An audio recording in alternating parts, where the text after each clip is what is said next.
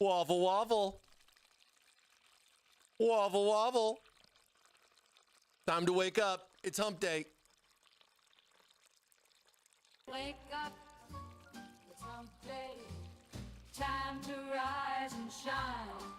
Gonna win some waffles, gonna make a mind. Got my Thermaltake, ready for the ride. Sipping on my coffee, feeling oh so alive. In the waffle wonderland, where dreams come true, gleaming golden toppings like morning dew. Good luck is on my side, I can feel it now.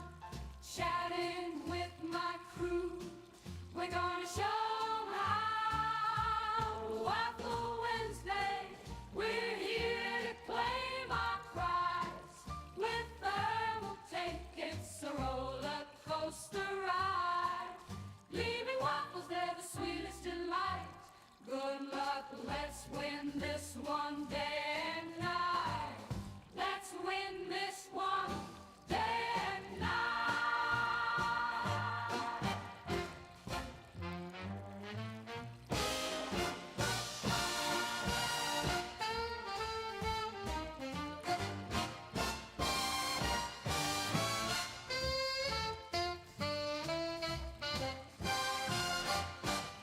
Waffle Wednesday, we're here to claim our prize. With Thermaltake, it's a roller coaster ride. Leaving waffles, they're the sweetest delight.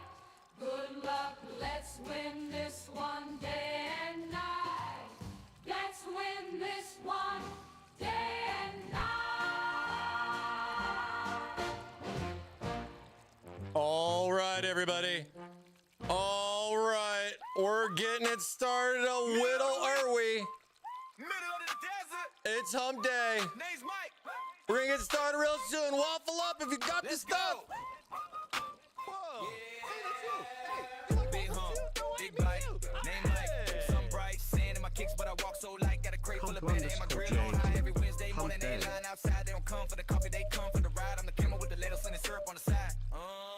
It's hump day. Waffle up if you got the stuff. Waffle up. Mike and the dudes turn breakfast to a sport that's tough. We ain't got no pancakes here, just square soaking up that love. It's hump day. Waffle up if you got the stuff. Hey, I play shows in the shade logo on the stage, turn my take lights up, whole crowd in the blaze, fans chant Mike K every time that I raise another gold waffle to the sky like praise. Got crumbs in my beer, syrup drip on my chain, got a lot of cool cameras trying to get in my lane. I just laugh, flip, better let them taste the flame. If you roll with the herd, better know the name. Mike, it's hump day. Waffle up if you got the stuff. Waffle up. Mike and the dudes turn breakfast to a sport that's tough. We ain't got no pancakes here, just square soaking up that love. It's hump day. Waffle up if you got the stuff. Left hump, right hump, throw your hands up. Hands if you're riding midweek and you never tap out. Never. If your team waffle, let me hear you shout. Shout. Waffle up, that's what we about. It's hump day. Waffle up if you got the stuff. Waffle up. Mike and the dudes turn breakfast to a sport that's tough. We ain't got no pancakes here, just square soaking up that love. It's hump day. Waffle up if you got the stuff. Yeah. Yeah. Yeah. Yeah.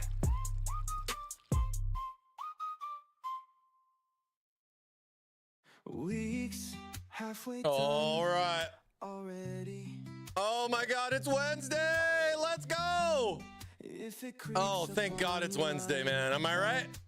Happy hump day, everybody. chances are it's Yeah.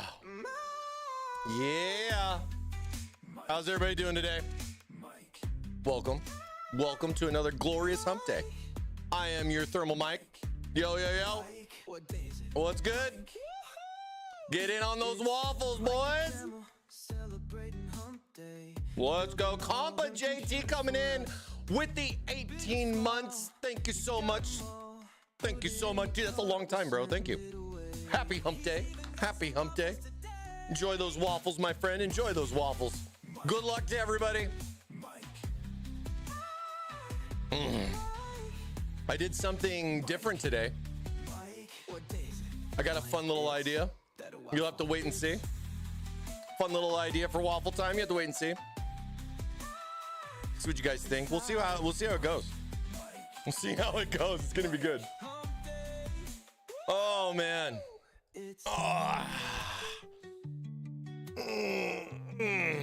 Dude, only a couple more weeks and we'll be going to Taipei, man. It's gonna be crazy. Redneck Poet coming in. Appreciate the 28 months, dude. Whoa. Thanks, man. 28, bro.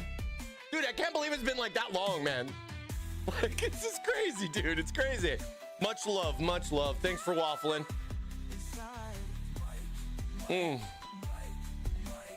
It's wild, man, how long we've been going. And seeing your guys' dedication, dude, is crazy, man. That's such a long time, you guys. Thank you so much. Thank you so much. Appreciate all the waffle support. Pig coming in with the 35 stream streakage. We're streaking. We're streaking. Teffins Tech, 35 and still alive. Let's go. Let's go. I love those. I love those the most. Thank you so much. Hell yeah. Hell yeah. All right. Oh. All right. Wrapping up the vision today. Wrapping up the vision today. Dude, we got... I want to do some fun stuff with the case. I mean, dude, one heck of a fish tank of a case, man. We got the fog machine, aka the big vape, in the studio today. We'll be doing some airflow testing, you know, taking a look at, you know, just the different ways airflow goes and just kind of getting some cool little visuals here on stream. And then of course we got some fun gameplay and benchmarks to do just to kind of see where it's at in the case, you know, make sure everything's sitting good. You know, we're doing good there in the PC and all that fun stuff.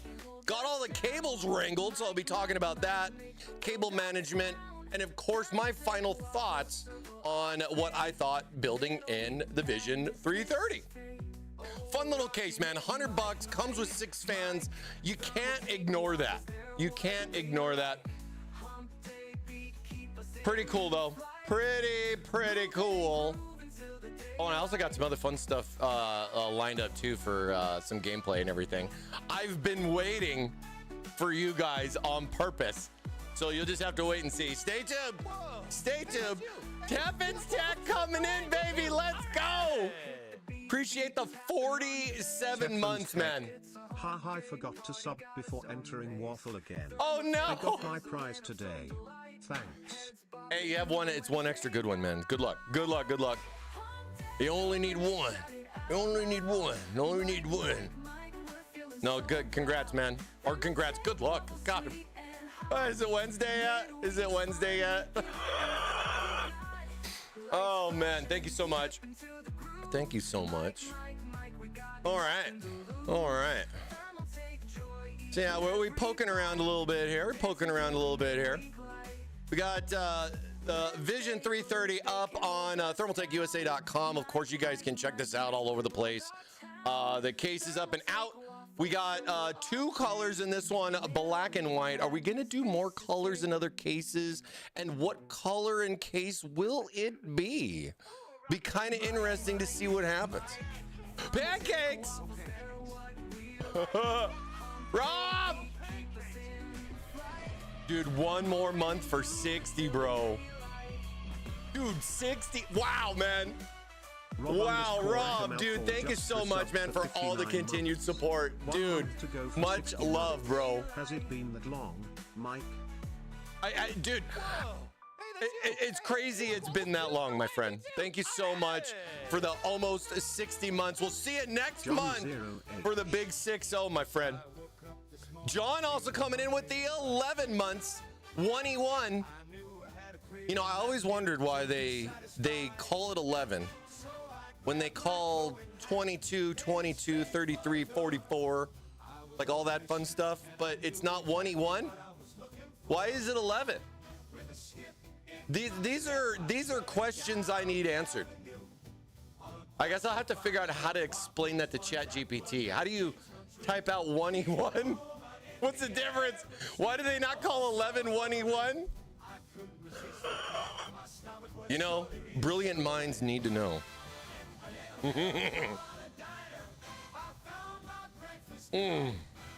Oh, happy hump day, guys.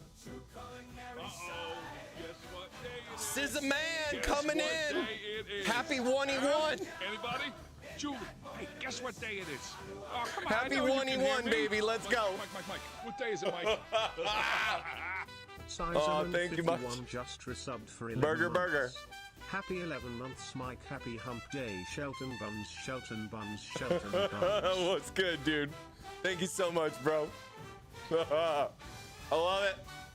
I freaking love it. Little hype train action going on too. You know, look at you guys. Look at you guys waffling all right. Look at you guys waffling it up.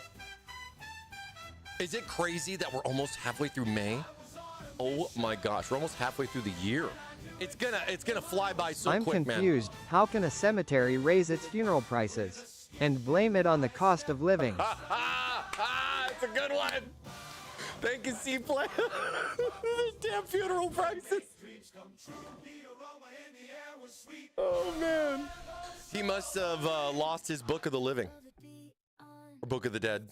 I guess depends on what movie you're watching. But hey, so we're going to be wrapping up our Vision 330 today. A pretty fun fish tank of a case. Like I was saying, for $100, man, it fits a lot of needs, I think, for people looking for a good mid-tower case right now. Especially for the price and, you know, and all that stuff. We got a couple other cases too to explore once we get back from Computex, and then we'll have to see what new things are on the horizon as we travel out to a beautiful Taiwan in Taipei for Computex 2026. Man, I have been busy scheduling medias and all that fun stuff, getting ready for my trip. You know, it's a big one. It's a big one. We'll be out for a couple of weeks, but we will be back next week. We'll have one more stream before we go. So I did want to make sure I mentioned that to you guys. So we will have a Waffle Wednesday next week. But then, yeah, we're going to be, I'm going to be out for a couple of weeks, guys. I'm going to be out for a couple of weeks. So no stream on the 27th and no stream on the 3rd. Stream on the 10th, I would say, is tentative. Let's see how everything goes. But hoping I can come back from our trip and then, you know, have some neat details to go over. We can recap from all the media and all the exposure, all the new stuff, you know, have some fun commentary, watch some videos and everything. So nice chill little Wednesday coming back. So let's see how it's going. BB McDaniel with a 5-stream streak. High five, baby. Thank you. Should be pretty cool, man. I'm excited for that. Yeah, we got the TR300 here is another case that we can do. I really want to play around with this new View 390, and I'm eyeballing this teal one. So I think I might do this. I'm going to have to get some 200 mil fans in here. Maybe have to get some 200 mil fans for this bad boy and figure out what's going on. You know what I mean? Let's see how it goes. You know. And yeah, no, it's tough being out and missing those Wednesdays. I mean, it's like, you know, if I did stream, it would not be at the same time. if you get what I'm saying. I think live streaming's tough when you're on the other side of the planet, you know what I mean? Oh, Jeff coming in with the 22 months. Let's go, hype train. Willy Wonka's here.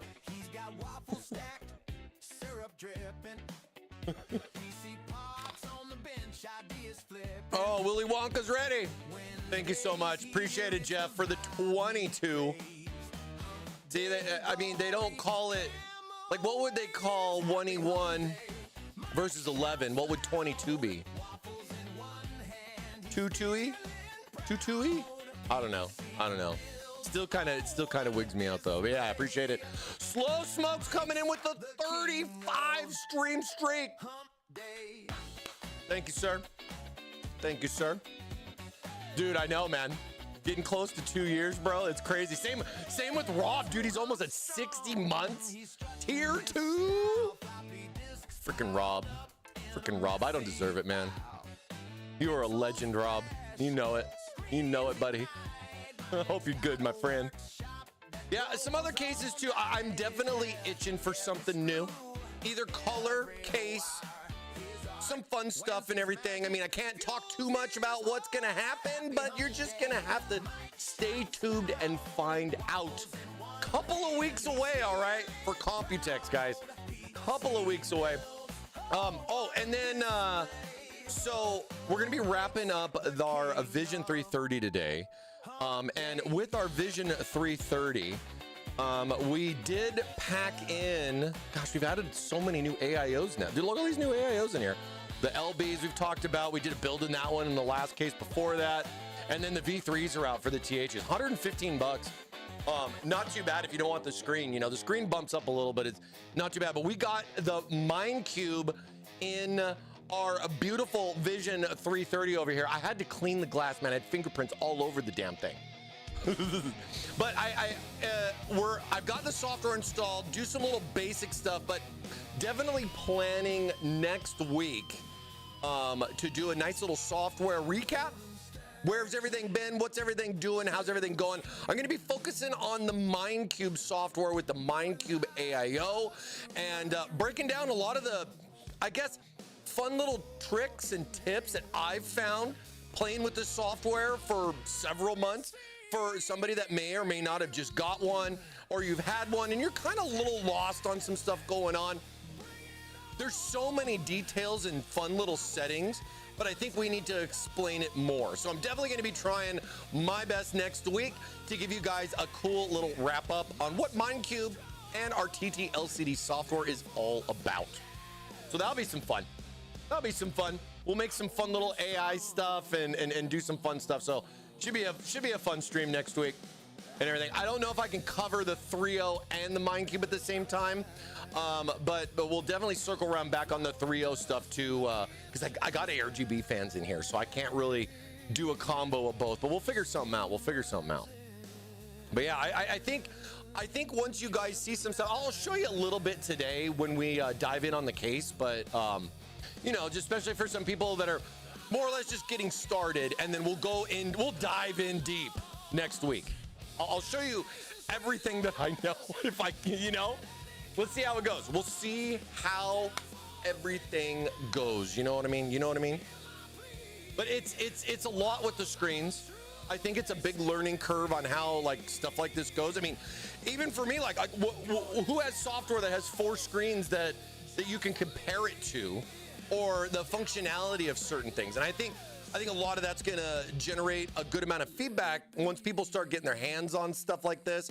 I mean, the MindCubes had a pretty nice price drop. We've been lowering the price on there. I've seen it for under $300 on some sales. So over $100 off on the MindCube. If that is something you're looking at, it to be fair, it's pretty good price point right now from when it launched. You know what I mean? But hey, don't forget, we are live on Twitch and YouTube. As always, !Waffle in the chat if you are in the US or Canada and love to give us that cool little follow. It's all you need in order to get in on your breakfast. We got a little over an hour before we pick some winners. So if you're gonna don't stay hungry. Don't sit there and just not say anything. You get that waffling in the chat. Get that waffling in the chat. Thank you guys. Let's go. Oh, we got a hype chest. Let's open it. Oh, we got a balloon dog. Here, let's share our balloon dog. Choo choo.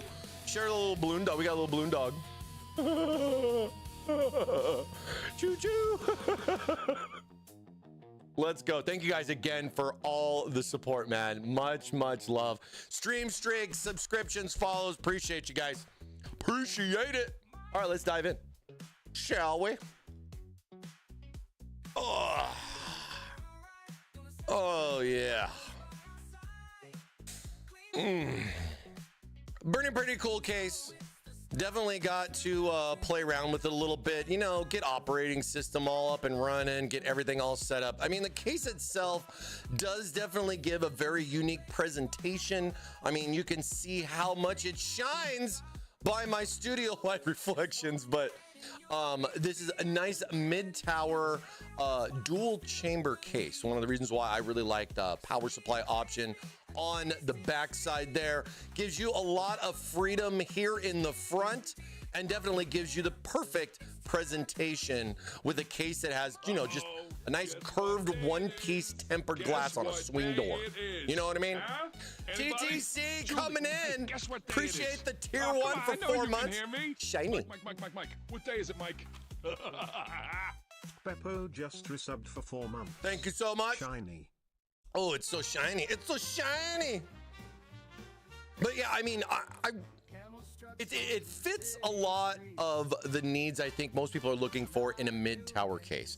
Now, this thing comes packed in with 6 ARGB fans. I guess the only takeaway for the price savings on that is that you don't get like the magnetic connections like the fans that we sell directly in a 3-pack, which, you know, run for a good amount of money, almost the price of the case. But if you're happy to tackle some extra cables and get some extra savings, this Vision 330 case for $100 with 6 fans in it. I mean, you're slapping your components in, dropping your AIO in, and your cooling is done. You know what I mean? So you want to kind of save a little bit of budget for some other things, because we all know how it's going out there. This might be the perfect case for you, and or just a nice little refresh. You know what I mean? A lot of us are more or less kind of complacent with a lot of our components that we have today, myself included. I'm definitely not looking or itching to upgrade anytime, you know, at the moment. I'm pretty content with what I got. And I feel a lot of people are in that same kind of boat. Some are not, but I feel a good amount of people are. And, you know, something like a nice little refresh on your case, you know, to change the look up, get some extra cooling, you know, just get something, you know, just you want to come in with something different, you know what I mean? $100, you can definitely bring that to the table there and more or less have some extra components left over from your previous build and get a shiny new look with something like this. You know, we got a variety of things in a variety of colors. It's your mod, your way. I am just a show you door. I show you door. And, you know, speaking of door, this thing has a really cool swing door on it. It's pretty crazy manageably, like, with how big the glass is, because the glass is a big piece, because it's a one-piece curved tempered glass panel. All the days of having something like this in acrylic where we would just be terrified to scratch this and everything. I mean, it's just crazy to think back to what we used to have to deal with. You know, I mean, I'd be sitting there sometimes, you'd almost wet sanding and polishing that piece of plastic just because that one little scratch was just bugging the crap out of me, you know what I mean? So stuff like glass and everything is, well, what a change that's been for the case market. And not just talking about like, oh yeah, it's got a freaking glass window. No, look at what glass is doing today. You know, we're definitely not the only ones out there, and I feel that, you know, glass technology will change more and more. I mean, you think of stuff like how they had Project Snowblind back, where it was a graphic built into the glass and it was displaying stuff. I was really curious if that was going to pick up, if that was going to be something everybody was going to have, you know, or it just locked into the patent that it more or less is, you know. I mean, in a way, it's kind of sad to not see too much of that out in the market. You know, that's what patents do. But still, I mean, what can we expect with stuff like glass? I mean, we debuted the Core PX at CES, right?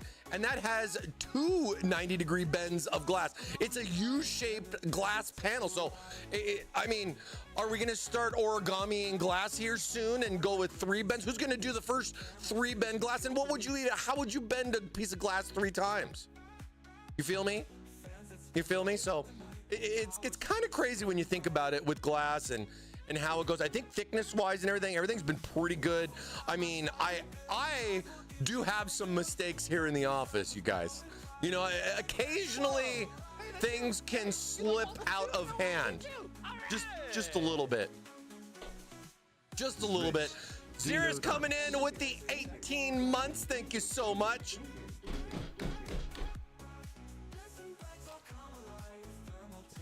$3D, like, I mean, what is the future of glass when it comes to cases, man? That's kind of crazy. I'd like to see glass implemented in other places with other components and everything like that too. I don't know if I need it. I don't know if I need it. You know what I mean? You got to have a why, you know, if you want ROI, you know what I mean? So it's always a fun time. We got Computex coming up. We're going to see some never before seen things. And I mean, it's really interesting to see what the market's going to do. I mean, we've done so many different colors with cases and such. You know, you're starting to see motherboard companies doing themes with their motherboards and doing different colors, you know, going outside the box with their normal traditional type of stuff. I've even seen retro have a big comeback, and it's growing, it seems. I mean, I'm a big fan of retro myself. I'd love to see more things that look old but are designed for new.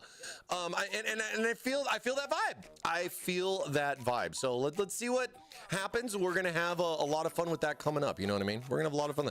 Laser Blast coming in with the 1E1. Hey, that's you. Hey. Thank you so much, Laser. No way, me too. All right.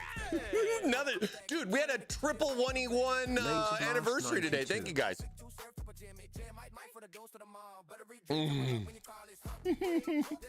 Holographic projector glass would be next. Yeah, I mean, I've seen some pretty interesting stuff just on a soda machine in Japan. You know what I'm saying? Like, that technology's been around. It's just where it's implemented, you know? Sometimes people are like, oh, whoa, that's crazy. It's like, bro, this has been on like a Pepsi machine in a different country for I don't even know how long, you know what I mean? They just, some CEO walked by and saw that and said, oh, you know what? I bet I can Why do do that ducks too. make the best detectives? Because they always manage to quack the case. Always managed to quack the case. You know, it was funny. I got in on that Mouse PI game. It's like a black and white, like mobster game. It's not the meh type of mobster stuff, but like that 1940s vibe, you know, and you're a detective. It was a really good game. It was a really good game. It was a lot of fun. It was a lot of fun. Gave me like a good little BioShock vibe to it, with like the way the weapons are and the upgrades and all that kind of stuff. And it was like, I think like $30, so it wasn't really too bad. But then there's Ducktoff, which I'm definitely a big fan of. I need to go see if they've like done updates for that or whatnot. You know what I mean? But hey, let's take a look at the final version here of our vision. The final vision of our vision here with the case. Now, of course, you know, with your graphics card, you really don't have to worry too much about length with this. I mean, this right here being an RTX 5080 Zotac card is definitely not small by any means. I mean, just to give perspective, when you look at an ATX motherboard and see how long that ATX motherboard is, and then how much longer that graphics card's going, where it's basically halfway across a 120 millimeter fan, you still have more room to go with even more link support here in the case. I think it's like almost 400 millimeters, like 395 or something like that. But I would say at the same time, some of these newer 50 series cards specifically are definitely much thicker. And one of the options that we went for was running our Gen 5 cable over the top versus running it underneath, because you have your bottom fans that are right there, as well as the fans on the graphics card, and trying to, you know, just get that Gen 5 cable that we all know and love. And you want to run that right here in the middle and then plug it in and just, you know, hope to not worry that it's going to grind on a fan blade for the next however many months as you game and not look at it. You know what I'm saying? So running it over the top definitely gave it a nice little bit of clearance in regards to not worrying too much about that connector. And, you know, with a proper 5.1 power supply like ours, you know, you want to make sure you hide all that matcha and make sure you fully seat that connector into the graphics card. I think one of the big things that we talked about finishing up our build, always, as I like to say, you know, give it that extra 30 seconds to a minute. You know, once you got everything going, once I got everything set up, I turned it on like we did last week. You know, getting the system to post, you know, making sure this is there, memories reading, hard drives being detected, you know, all those fun things. Then we can go back in and play around with a little bit of cable management. You know, and I feel that I always like to make sure my build works, all my components work, and all that stuff goes before I start zip tying the you-know-what out of the back. And you know, with a case like this, being a dual chamber case, It definitely delivers on a good amount of extra space in the back there. So even if you're not the master cable managementer, you know, you have a nice little place to kind of hide what you want, but still get some dedicated perforation for either fans or AIOs. And of course, for our nice little power supply over here, making sure that power supply is facing towards that perforated panel, not facing towards our motherboard with the fan. The last thing we want to do is suck that hot air off of the back of our motherboard where our CPU is. But all metal case, the only thing that is plastic is the front piece.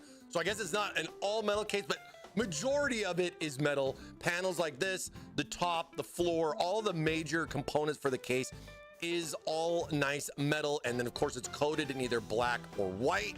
And you know, just kind of packs it in there. This front piece is that extruded plastic and everything, but that's about it. And a lot of this is all removable too. If there's stuff that you want to do some modding with, maybe throw an accent color in on some other pieces to, you know, your mod your way it. Well, let's just, you know, kind of taking a look as far as how we had everything set up with all the cables and how we had to go about it. Because you'll get a different experience with the case depending on your motherboard. Hey, Phil Knox coming in with the 29 months. Thank you, sir. Appreciate you. Appreciate you. Thank you. Thank you. Get in on that waffle, baby. Get in on that waffle. But like with this particular application, right, we used a Project Zero MSI board. So all the connections are on the back. So therefore, with connections being on the back, we have a little bit of extra cableage here to kind of wrangle because we don't get that nice extra length use out of having to run it through the front of the case and plugging it in. But boy, does it give it a nice clean look here on the case. I mean, I did the best that I could, even for the little cable wire that you see right there poking out for the bottom 3 fans, you know, just getting a couple of zip ties. I gotta give a lot of props to all the mounting points on the back of the case to wrangle a good amount of these cables. And you know, funny little afterthought is that like for this one right here, that was my front panel, right? I noticed back in here with the way the front cover goes, there's a nice little beam right here that kind of goes across. And I secured my front panel cables because I wanted them to run over here along this side. Definitely didn't want to block my airflow like it would really more or less matter, but you know, got to clean it up for you guys. But it kind of gave me some afterthoughts of like, oh man, I could have ran that behind there and popped it out on the bottom. It would have taken a little bit of the excess length that I had from some of the cable connectors like the USB 3.0 or even the Type-C, because it just, you know, it's literally just right there, and that cable's designed to fit a variety of applications. So I had a little bit of extra length, but nothing, a little extra wrap and some extra zip ties, you know, kind of handled that pretty well. And then same thing for the power supply side of things. I mean, having my power supply with my fan facing out, I got that perforated back panel. I still have all of these cable connections to go. And even with the hard drive enclosure that is secured here on the top, that can give you 2 SSDs or 1 HDD as far as installation, you know, for extra drive support and everything like that. That still fit pretty well, being able to clear even those 2 EPS cables that I had to run across the back there. And a lot of that was really nice because there was a good amount of tie down points running along the top side of the case where I could secure those 2 EPS cables, because those are some bigger cables. But first, I made sure to run all of the cables for the fans, the other stuff for the AIOs and everything, and then I kind of put those EPSs over in front and zip tied it to kind of cover it up to give a little bit cleaner of a look and everything. But definitely hiding a good amount of cables from the fans that come included with the case. That little bird's nest that you've been seeing, you know, I tucked it back in here, did some folding, some zipping, and kind of tucked it back in here like that, and then more or less covered it over and bundled it all together with our 24 pin, as well as some of our other connections and everything like that too. I mean, the nice thing about doing the cable management with it, especially with having the power supply literally just right here, right? Like, make sure everything works. But then I'm going to come back in. I literally started unplugging all of the connections off the power supply because, you know, certain stuff wanted to go one way or the other, or the overlap was not the right way, so I had to flip it around. And being able to have simple access to disconnect this, do my little switcheroo, and then plug it back in. We're not like trying to bury it down here in the front and having to deal with that, or trying to get back in here to plug that connector that's literally on this side of the case, you know what I mean? So a lot of convenience, I would say, there with just having the power supply mounted in that way. And you know, it's going to be mounted a little bit higher up because this case supports a backwards connectivity. So I still have a good amount of room down here to be able to access all of those cable connections. I have 5-volt, I have my good old HD audio, front panel connections, PWMs, you know, and being able to have little access to those things without kind of covering it up too much with the cables. I mean, you know, we're not talking about doing a custom sleeve job where I can get direct proper links or anything, but I think it bundled in well. You know, no problem with closing the back door, if you know what I'm saying. But at the same time, a lot of extra access for a lot more things that you could add in on the case too. I mean, that entire bottom area below the power supply is just sitting there waiting for your controllers and hubs and any other extra stuff that you're going to want. Plus, the connector's literally right there on the bottom and the back. So, I mean, you're more or less just dealing with having some extra cables to deal with. You know what I'm saying? Yeah, the mod deleted my TTS auto mod. I mean, oh, it did. Hold on. Let me see. I'm a mod, I think. But what did you say? What did you say? Oh, maybe because because the monster. Let's see, is he gonna play it again?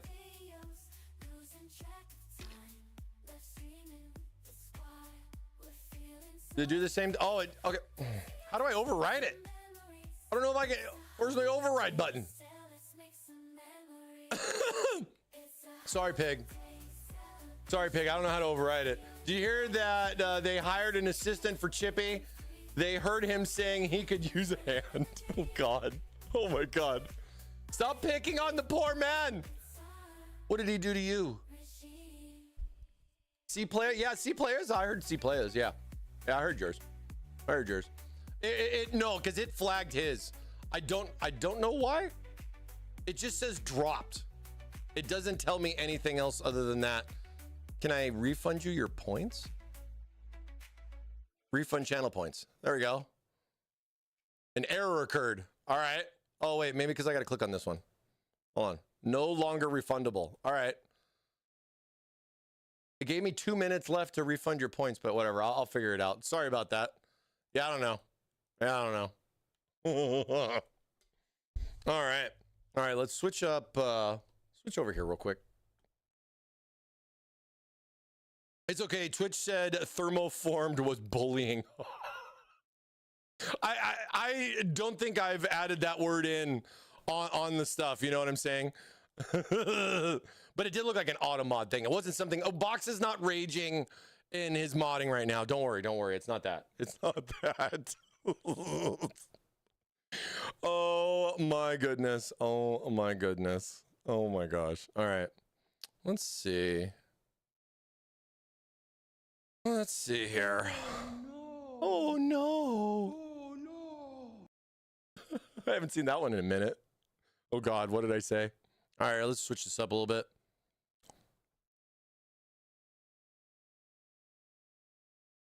Let's switch this up a little bit. Whoa. Wait. Hold on. This one. Trying to think on what I want to listen to. Oh, let's switch this one up. Let's do this one. There we go. Hell yeah. Well, it's not too loud, you know what I mean? Did the second TT? Yeah, I heard both of them. It's just Pigs was the only one that got flat because it's showing right here. Yeah, it was just Pigs. He's a bad pig. I'll have to check on why it would do that, man. It's all good. He said pancakes, didn't he? Yeah, he did, Brett, man. Ah, all right. Oh, so yeah, back to the case. Back to the case. Yeah, I liked being able to kind of utilize this as a nice little bundle. There's some good tie down points here on this side. I mean, I got a simple zip tie right here, kind of holding this down, and then I kind of layered it back in there. I think the one thing that was funny was that with this having the Minecube cable, right? The USB cable is the only black cable back here. And I did the best I could to make it so you cannot see it. And I kind of, you know, it connects down here and it runs over here, and I tucked it back in here and hit it pretty good. I don't think you can see it too much. You know what I mean? I don't think you can see that black. It was like, man, why is that cable? It's gonna be the one odd man out. You know what I mean? But the convenience of the power, same with the storage. If you want to add storage in, I mean, I already have a SATA cable in here because I'm using that one port to power for the Minecube. So it's already chilling back there. I mean, just running a data cable is even easier with backwards connection motherboards. I mean, SATA ports are just literally back here. If I was going to plug one in, I would have pre-ran that before doing my cable management. And that'd probably be the only little extra that I would do. Unless it was, you know, like something like a giveaway PC. Because like if we do stuff like we've done before in the past, I always like to run the SATA power and the data cable over and just kind of leave it chilling right here, because you never know, somebody that's going to win it might have a drive with all their secrets on there and they want to add it into their new build. And you know, I don't want them to have to break up that cable management stuff, because it's always perfect when I do it, you know what I mean? But jokes aside and everything, love the extra space there in the case. I mean, of course, too, with this, you get a nice big swing one-piece tempered glass door. Definitely stands out in the market for cases with, you know, fish tank style appeal to it. You know what I mean? The curved glass is something you can't, it just makes everything different in regards to the case, especially from different angles as far as how you look at it. You know what I mean? Top mounted buttons, not my personal favorite, but it works for this. I mean, I could definitely see the buttons over here on the side just the same. And I think a lot of that does kind of transition from where we are. You know what I mean? Kenneth coming in with the tier 1 for 30 months. Wow. Thank you so much. You can hear me. Mike. What day is it, Mike? Thank you, Kenneth. Appreciate you. 3237 just resubbed for 30 months. Robeat, let's go. Robeat, let's go. Robeat, let's go. Therma20 waffles. Waffle me. Good luck on your waffle. Thanks so much for the support for 27. 30 months, man. 30 months. Thank you so much. Hell yeah. Tom coming in. Oh my God, you guys are crazy on the subs today. Tom coming in with 33 months. What day is it? What day it is? Mike. What day is it, Mike? It's hump day, baby. It's hump day. We're halfway through the week, man. We're almost halfway through May, too. It's crazy. It's a special hump day. You know?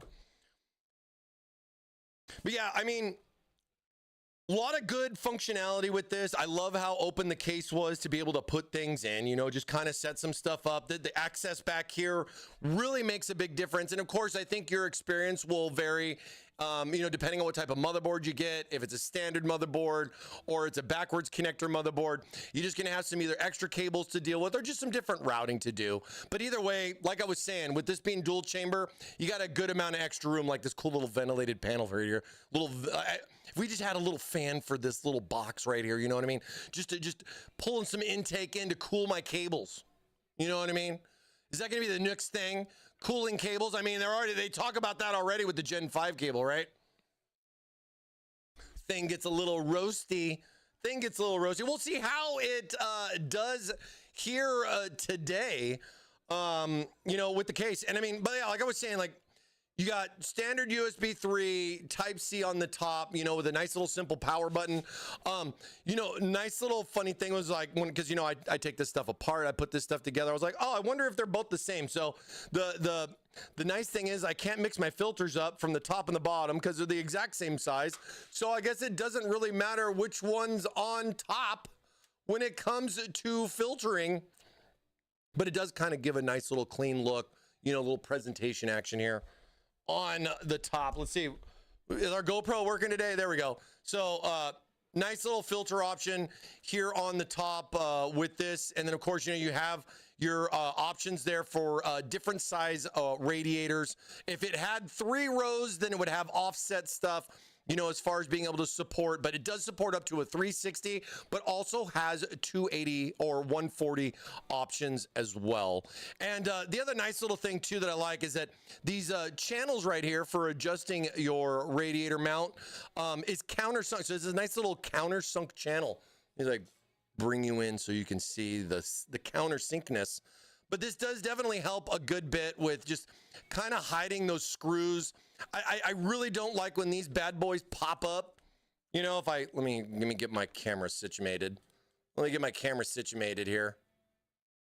But like, you know what I mean? Like if this was like something that was gonna stick up, it bugged me. And then like with this filter, when I put the filter on top like this, it smooths it out. You know what I mean? You don't see those little bumps. And I've definitely seen that before, and it's something that I guess as a builder's perspective kind of bugs me a little bit, but comes together nice and smooth here on this one. And you know, it's just the little details like that. You know what I mean? The little details with the little countersinking helps out. Now, cooling configuration wise, we're going to be doing some airflow testing here. I brought my vape from home. I think we got strawberry today. I think we got some strawberry today. I love this little fog machine. This thing is freaking awesome. But yeah, it is hilariously look like a gigantic, like if you saw somebody with something like this walking down the street, they may have modified it. Some crazy vape hardware right here. But yeah, doing some smoke testing here with the case, you know, to kind of see how it is. I feel like it's gonna box pretty good, especially with a good portion of this having the glass here on the one side. And it just, you know, we'll have to see how it goes. Now cooling wise with the case, before we get into the hookahing and everything, right? Before we get into that, you know, cooling wise, of course, intake on the bottom. So we're expecting to see a good amount of air intake, you know, even if the smoke's over here, should be getting sucked right in on these bottom fans. These bottom fans are gonna like be blowing some nice cool air up. It's more or less just gonna be slapping that RTX 5080 in the face, giving it some extra cooling. But how is that gonna move throughout the rest of the case, right? Are we gonna see some nice little airflow going up and through, kind of mixing around? Is, you know, sometimes people would say the fans can get a little close, and that's why I was talking about with you know, certain graphic cards. I mean, this guy's a 3-slotter in the back, definitely a larger than 3 slots, like a 325, maybe 3.5. I think it might be like a 3.5 as far as like thickness card. And, you know, we've been talking about how we spec out our cases, saying that, you know, length is pretty straightforward because it's finite point from here going over there. Hey, how long of a card can I fit in here, right?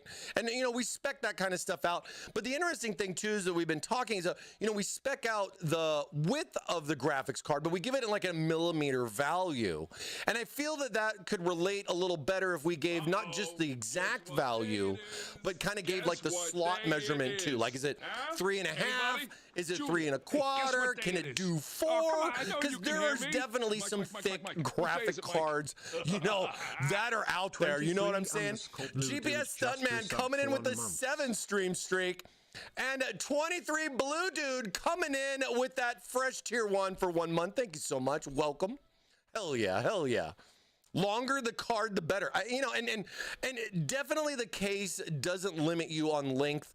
I mean, I could still put a fatter card in here. We are getting a little close to the graphics. I mean, when you look at that spacing, it's a little bigger than what you think because, you know, camera angle wise and all that. I mean, I can definitely got some nice little space in there, but we'll have to see how the airflow testing does with our cool little fog machine. So with the 3 fans here on the bottom and intake, we also opted to do intake on the 2 fans on the side while putting our radiator here on top for our 3 exhaust fans. And then, of course, 1 single exhaust here on the back. So we're more or less running exhaust on the top and the back, and we're doing intake on the bottom and in on the side. So we'll have to see how everything mixes up when, you know, we get some fog machine action going on in here and everything. And, of course, then take it to some gameplay and, you know, let's see what our temps are like. You know what I mean? We are running a 14th gen Intel CPU. They do get a little warm, but I think it's pretty manageable for what we got here with this one. And of course, with this RTX 5080, I literally just updated to that new driver that came out, like, I think it was yesterday. So I haven't really gotten to play around or do a lot of testing with it, you know what I mean? But we're all up to date. And hopefully we can explore some fun little features. I got Crimson Desert installed in here. I'm gonna do some fun stuff. I've been saving a special occasion just for you guys in my personal game. So I want to let you guys know how much I appreciate you.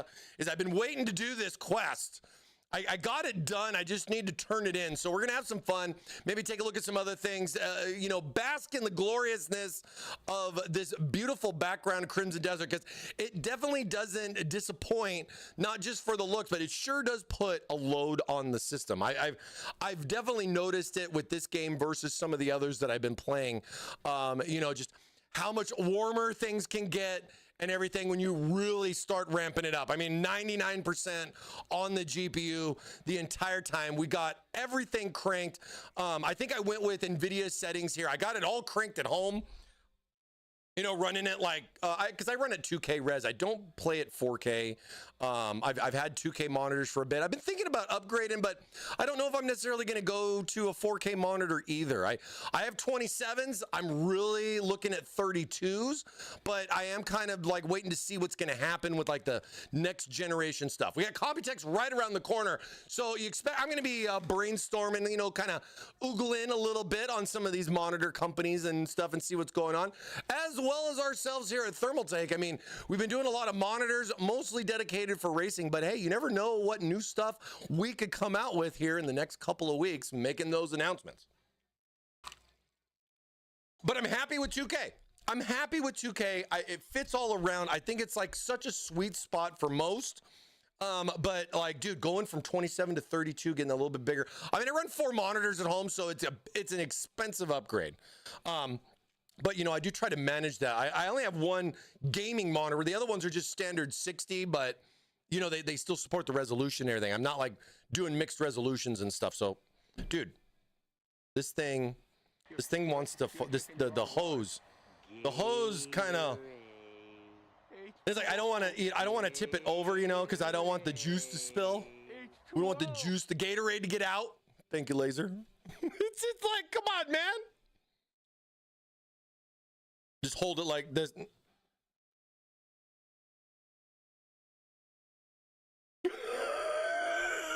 We'll change that one.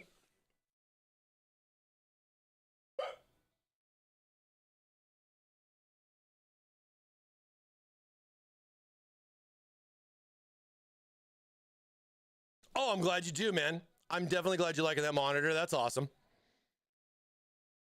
Now my plain regular mod, no, and I feel you. I mean, I was definitely there when, like, I had 1080p, and then I got my first 2K monitor, and I was like, holy crap, what an experience. But then, you know, my other monitors were 1080p, so, you know, I had to upgrade those. Mike, I know I say this all the time, but Thermaltake needs more cases with disk drives. Some people still use their PC to watch movies. You know, I feel you on that, Blue, and I appreciate the TTS, man. I mean, that TR200 was a surprise for me. That was like the first case we've launched in several years that would support an optical drive for physical media. And I thought that was a really cool feature. And, you know, the retro case, I wanted it there too, but I could understand that we're going for a budget-friendly type of retro feel with that.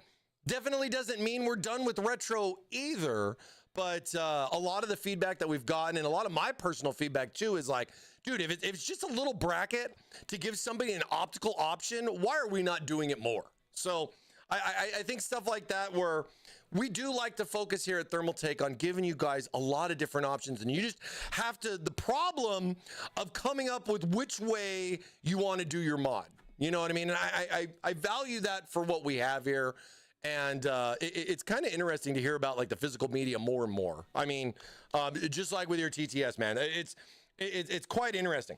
It's quite interesting to see where, you know, some of that stuff's going. I mean, there's a lot of retro stuff out there. I mean, I saw, what is it, Neo Geo's coming back, and they're dropping some quite expensive retro console and everything, but it looks interesting. Never had a Neo Geo growing up as a kid. That freaking thing was super expensive. And, you know, game-wise for it was a little bit of a reach, but at the same time, it's really crazy to see that company coming back now. I mean, Atari's also doing some interesting stuff too. So I'm feeling that retro vibe, man. I'm feeling that vibe, bro. And I still have Blu-ray drives, and I have a ton of physical media. I'm old, right? I have a ton of physical media, but like not necessarily too much on the computer. But I will say I still got the Blu-ray drive in the living room, you know, for that rare chance that we want to watch a movie on an actual disc anymore, you know? The audio is so important, man. The Blu-ray audio is so good. You don't know what you're missing when streaming and stuff like that. You know what I mean? If you have good stuff, you know what I mean? Bring back the turbo button. I know, Gopher. I feel you. You just want to have something to just click, you know, a little switch, a little button to press, I mean, just think about how that was like an auto overclock kind of thing back in the days, man. It really takes me back, dude. It's so cool to think about, like, how was that? Like, what did that do? Like, you know what I mean? It was a turbo button. I mean, it's just all that it was, right? I mean, remember like how they had those on controllers and stuff like that so that you could rapid press and everything? It was auto press. You just hold it down. It was like automatic fire. Turbo buttons. Let's go.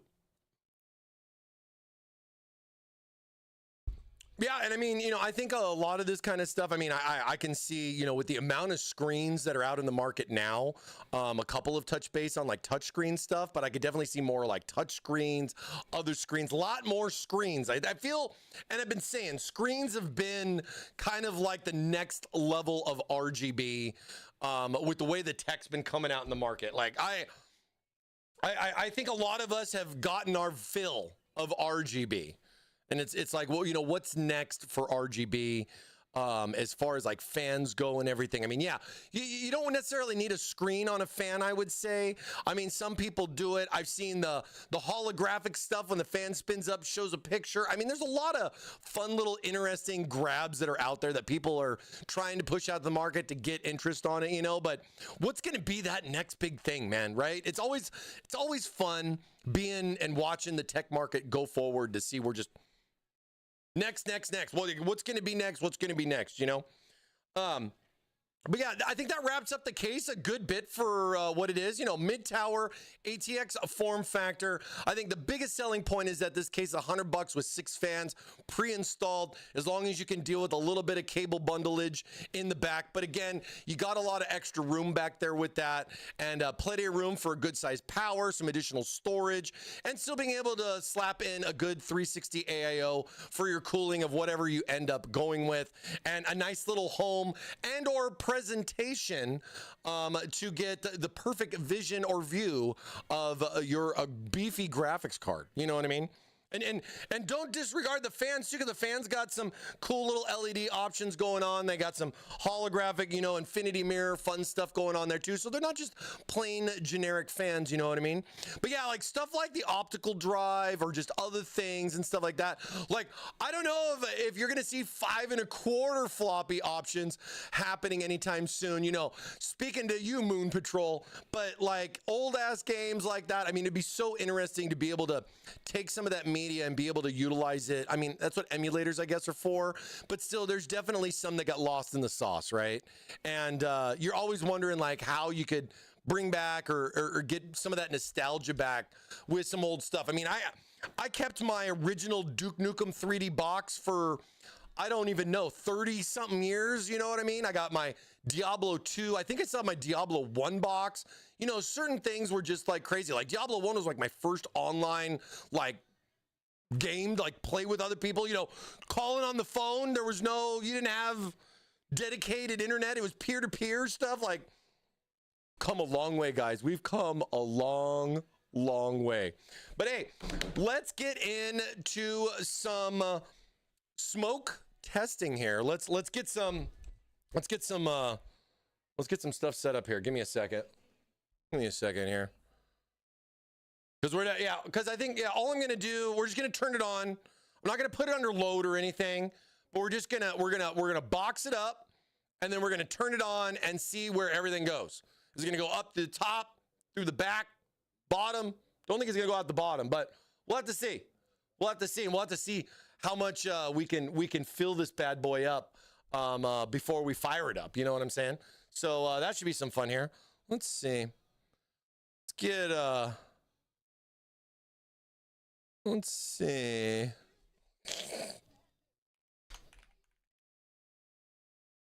Let's get some. I promise I'm not going to act too much in this one, but it's going to still be funny. There we go. Here we go. Let's do this. See, do I want pause that? Pause that. This is gonna be good. Oh. Yeah, let's just play it.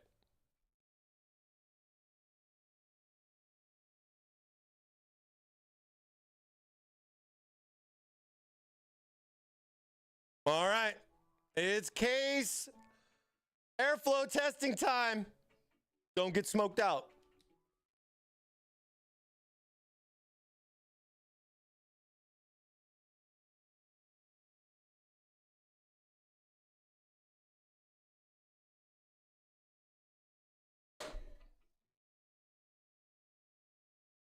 Come on, baby. Oh, we got to get the power cable in. We got to be able to turn it on. Oh. Happy hump day, everybody. Happy hump day. Let's see. I guess we're just going to try to shoot in the back and see how much we can box this bad boy. Let's fire it up. Make sure I charge the battery on here. Fun little smoke machine. You know what I mean? So we're going to be doing some testing of some airflowage. We're going to box our case out here and see where everything goes. Because why not, right? Because why not? Let's have some fun.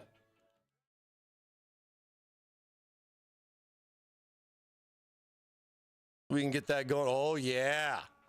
Oh, yeah. Let's go. Just kidding. Just kidding. Don't forget to get that waffle in, everybody. We're going to be waffling here soon. As long as we don't burn the place down. This is not from the Gen 5 connector. Please do not panic.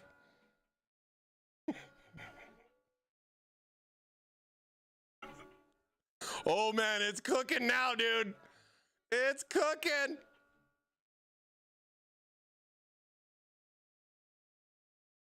Woo. I can still see components. It's kind of leaking out the front there a little bit. I think the case has too much good airflow.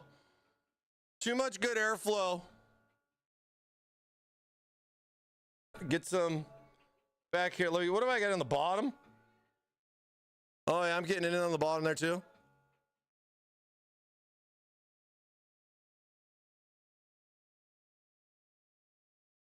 Don't open the door, man. Don't open the door. No, don't crack the window. What are you doing? All right. It's coming out too much. I don't know if I can keep it all in there. All right. All right. Here we go. 3, 2, 1.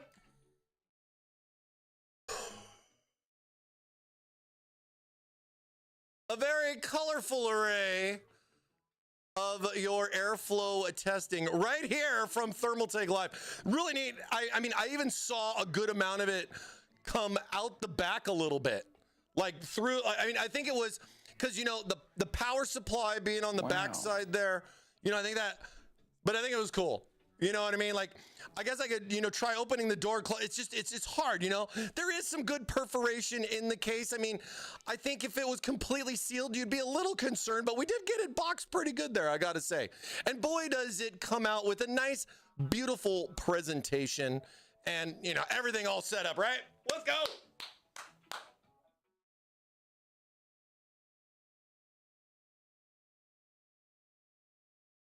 We might have to listen to reggae for the rest of the stream now.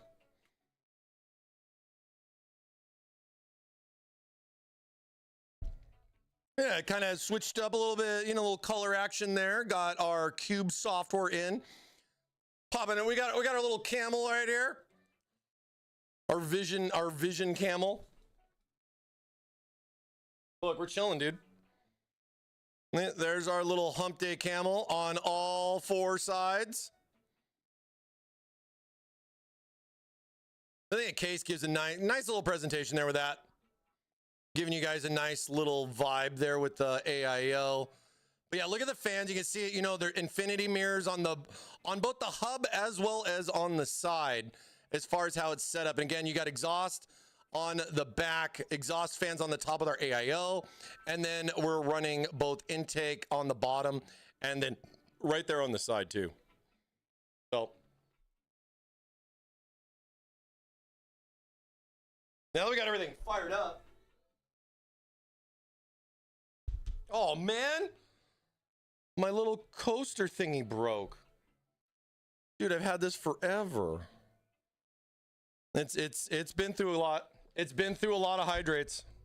I mean, it's literally been there for years, dude. That's so funny. But yeah, let's take a look a little bit further on the airflow for reals. You know what I mean? Hope that was fun.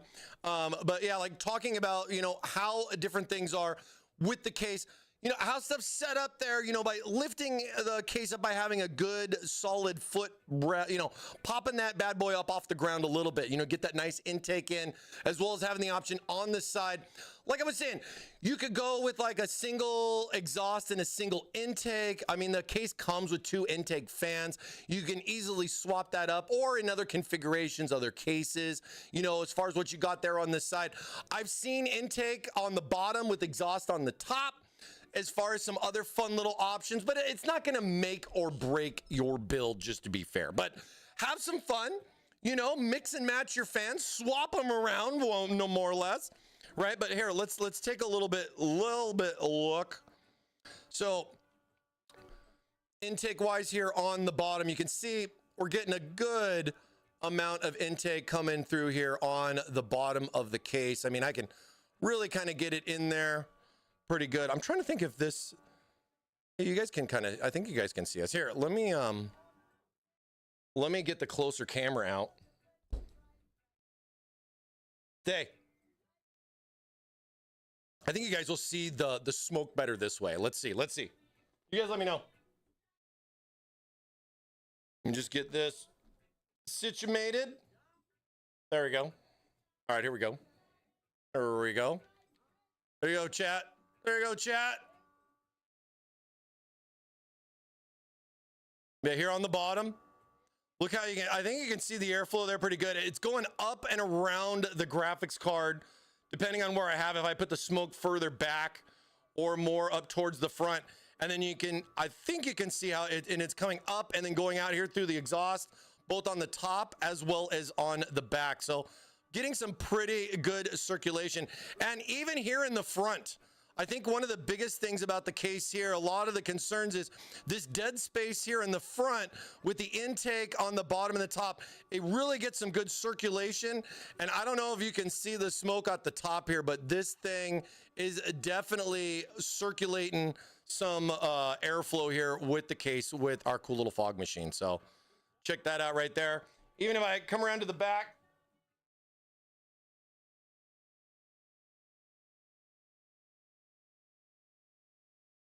fun little stuff. Give you guys a little bit of some airflow stuff going on here. I think the big part is too is just that you don't have those 3 fans in the front.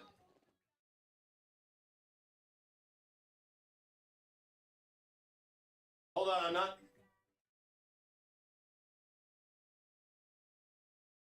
Hold on. My vape thing is falling over. Hold on. Woo! This thing gets hot. There we go.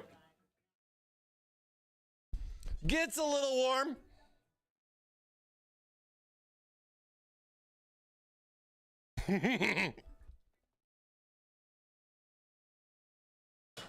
Oh, I got vape juice on my fingers. I got vape juice on my fingers. Yeah, a good little display, you know, give you some airflow options here so you can kind of see what it's all about, right? Like intake on the bottom really does help circulate a good amount of the case. You know, just getting stuff up and around and everything, you know?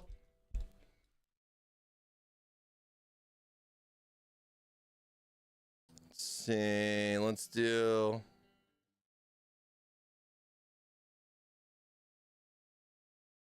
Yeah, nice little airflow test in there, you know what I mean? Looks like a Cheech and Chong movie. I mean, it's your mod your way, you know what I'm saying? You know, but yeah, I think you know, smoke testing gives a nice little visual for, you know, the fun ideas of what you can do with airflow. I mean, a lot of people, like I said, you know, intake is important on the bottom. You kind of got an option as far as what you want to do on the side, if the case even supports side cooling options next to the motherboard. And we're all pretty straightforward understanding that exhaust through the top. So you get a good bottom to top type of intake and exhaust options there with the case and everything. But you know, we gotta dive in a little bit. I mean, it looks pretty and you know, everything's going. I mean, we're idling, you know, CPU's like 40, GPU's like 30. So we're chilling. We're doing pretty good. But again, we're just idling here in the system. But let me go ahead. We'll power this bad boy back down like little diva, because these are ARGB fans. So this is syncing up with the MSI center with the Mystic Light. So I just got Mystic Light set up, auto start, all that fun normal stuff. But let's get set up for some gaming. We got 20 minutes left on that smoked waffle. If you want a smoked waffle, get in on it. ! Waffle. We are not going to go over today. When time is up, time is up. You got to be there. You got to be there. And I got a special thing in store for you guys too, which I'll tell you about when it's waffle time, okay? All right. All right, let's get let me get the monitor and all that stuff set up, and you guys can sit here and rock out to little Bob. Some Bob.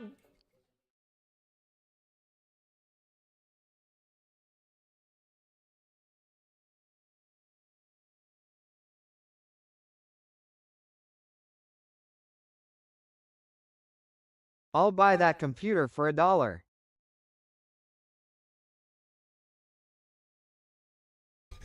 1 pound fish. Very, very good. 1 pound fish.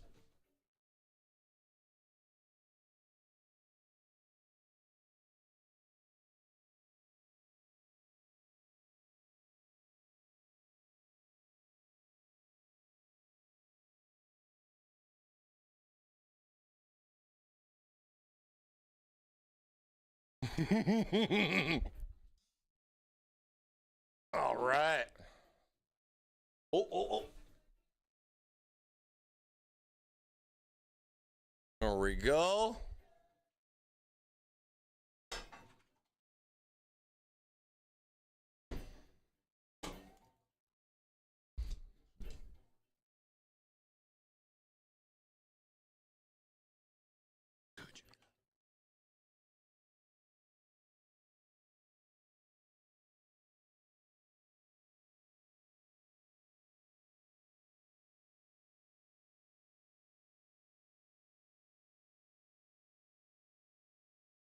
Gotta have internet.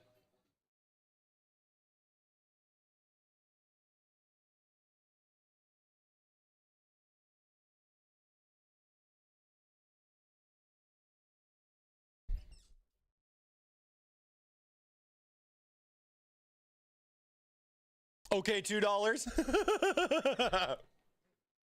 No waffles here, only pancakes. Well, see, Box, that's not a winning waffle strategy, Box. Even though I know you like your pancakes with jelly, not syrup.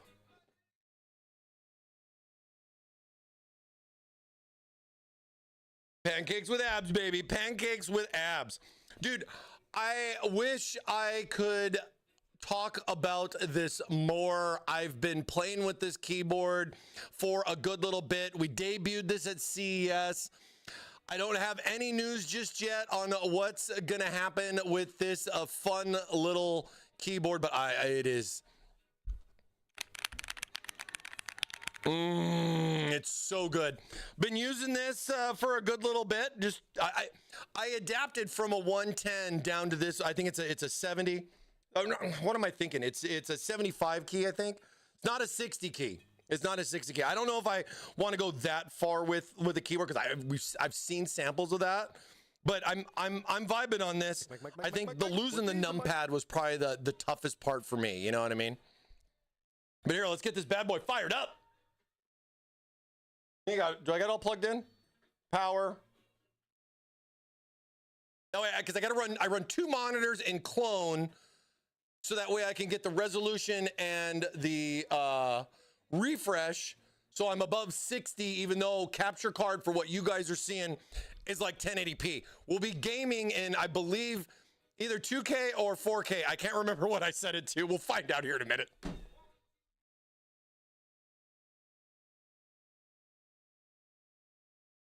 And yeah, I feel you, dude. I feel you, like having to have the numpad. That was the biggest change, was having to go numbers across the top. But I feel like I've adapted now. It's been like 4 months. I think I've been daily driver in it. Over here, I got the retro one over there.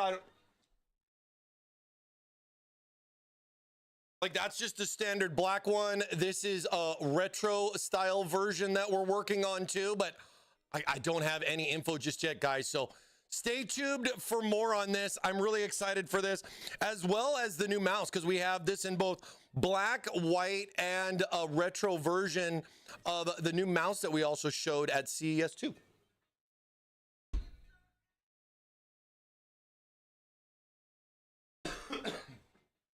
I'd love for this to happen because I think you guys would like it and absolutely would want to support to get this guy added in on like the TT Gear Waffle prizes, right? So you guys can get in on some of this new stuff. But we're gonna be using this today. Got everything set up. Let's switch on over. Switch on over here. We'll be waffling in a little bit. We got like 15 minutes left to waffle, so get those waffles in, you guys. Last minute waffles. We got big prizes. If you don't know what a waffle is, just type ! waffle and you'll find out. Got a lot going on there. You heard what Thermaltake asked them to make a standalone numpad for gamers or something. I mean, to be fair, I want to come out with a keyboard first, right? But definitely like as an accessory option, an extension to add on, right? Like the little separated I've been hearing people are more interested in that versus having that one big keyboard. It's kind of interesting, you know what I mean? I could vibe on that. I don't know. I mean, the numpad is nice. Let's be honest, right? We're used to it. A lot of us are. I was. I mean, I adapted a little bit, but you know, you have to adapt. I have to test things, and sometimes it's not always the best thing to test. And something like a keyboard is not something you do on a weekend. You know what I mean? I gotta slam these keys down for a couple of months. You know what I'm saying? Gotta make sure it's good. You know? Gotta make sure it's good. You have an EVGA mouse? What EVGA mouse do you have? I was there when we did some of those. I still remember sitting in that conference room figuring out what we were going to call the torque. Good times. And then how to spell it. That was a fun day. That was a fun day. I think a TKL with a slot and just slide on the numpad takes off. Yeah, no, I feel you. I feel you. I think that's a big one for me too. But I mean, like the weight of this keyboard is very interesting because I think the one thing for me was just, you know, the movement. You know, like it doesn't slide around because it's so dang heavy, but it's aluminum. I mean, it feels nice.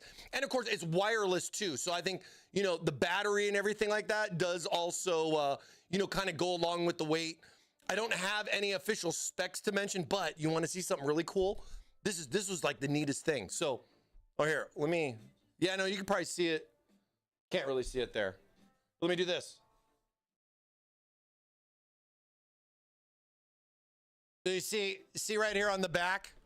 See right here on the back right there? It looks like it's just like a plain little TT logo mixed with all my fingerprints and everything. But like, I didn't even know about this.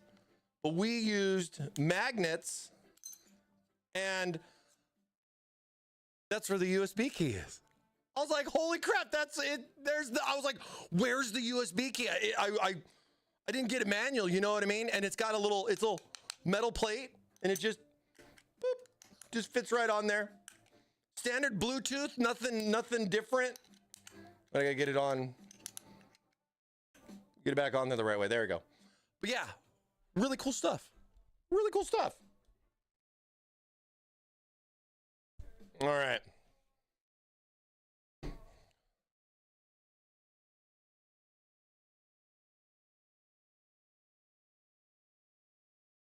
Get some stuff fired up here.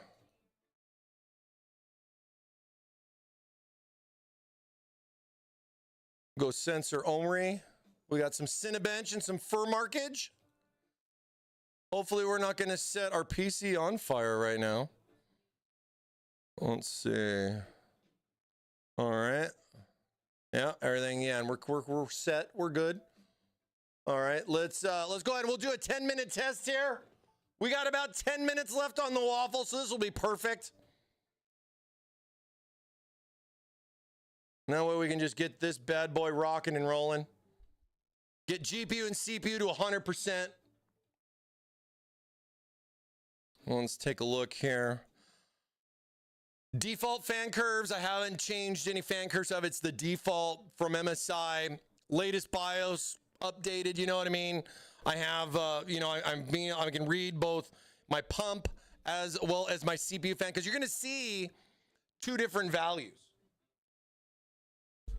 Wait, oh, my audio's, okay. I was like, where'd my fader go for this? There it is. Okay.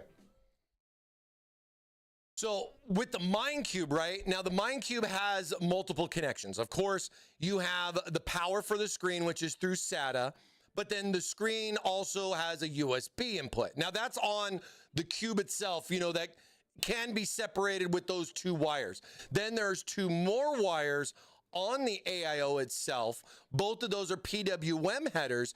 And then with that here on HW Info, you can see that one for the pump, and then the other one is for the small little fan that goes underneath the cube. Now this does help with cooling the screens a little bit. I mean, I'd probably say temperature wise, it's a couple of C's if it was off, for example, but it does definitely help. And it does kind of get a little bit more circulation going down and around, you know, all that fun stuff there, you know, around the CPU. But by any means, it's not an additional fan cooler or anything like that, but it does help. And you'll see that there as far as the two 3K RPM style things where, you know, like most fans are going to be sitting around 1,000, 1,500, maybe like 2,000 and everything.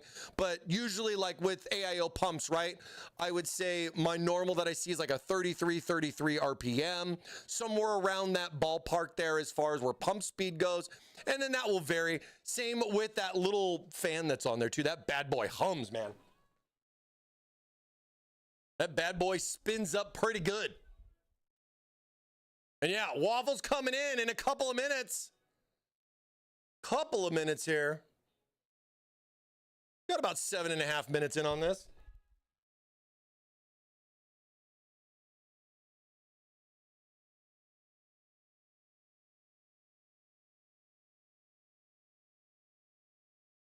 Now I am running an i5. This is a 14600K. So a little bit older, nothing crazy high end, you know.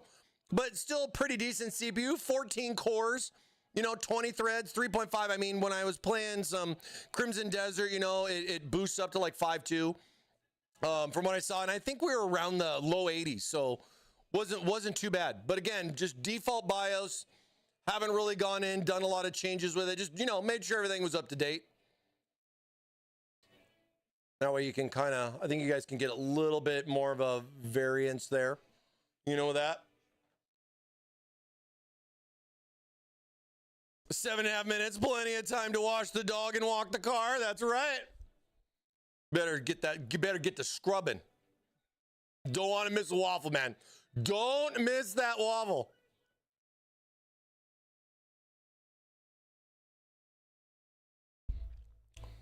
What we got in the waffle today, I just woke up. Well, welcome we got breakfast coming your way.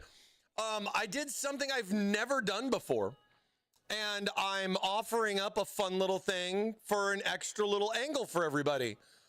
Don't know how much it's going to pay off for you or for me, but we're going to find out. We're going to find out. I'll be talking about that here in about 6 or 7 minutes. We got about 6 minutes left on our test. We'll get our test done here first. Just kind of getting some good little thermals there. I mean, my cube's showing CPU around 88, GPU around 70 right now. Both of them. The funny part, wait, why is it the cube is showing my CPU load? Yeah, because we're in boost clock territory. So we're at 132% load on the CPU right now. Oh, and then I could bring this up too. Hey, you like waffles too? No way, me No too. way, me too. Hey. And then this is going to be our TTLCD software right here. Grasume coming in with a 43. 43, baby. Let's go. Thank you much, man. Waffle winner. Waffle winner. Grasume coming in with a big win last week. Yeah, here's a little tour of the software and everything. Here is what the cube looks like in the software. Kind of you're able to kind of click on each screen separately. Let me make this a little bit bigger there. We'll swap this over this way. But you have the ability to be able to change each independent screen to whatever you want, or you can make them all the same. But it's basically two different options.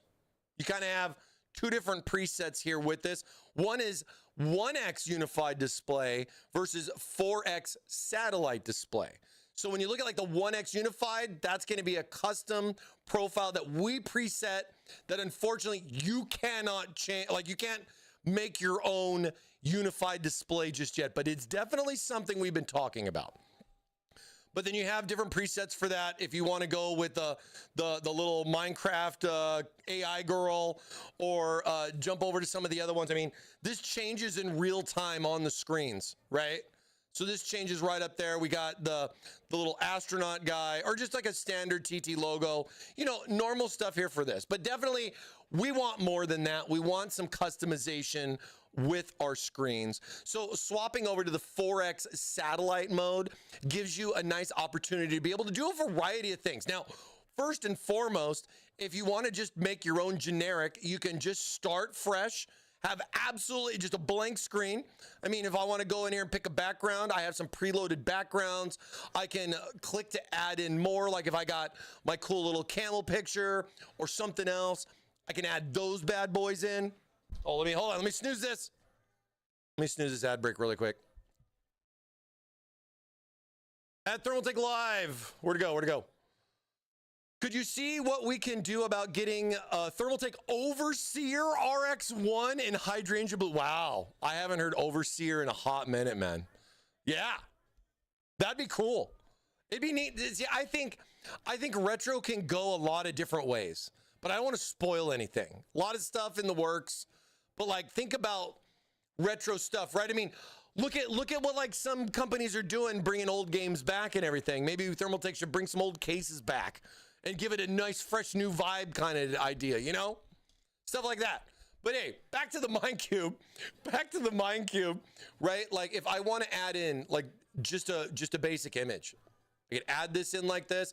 I'm gonna have a little box because it's a square, right? It's not landscape. We're not widescreened yet. God, we're gonna do a widescreen Minecube? I don't know. But like, so you have a little square, but one thing that helps out, the square can get a little bit bigger.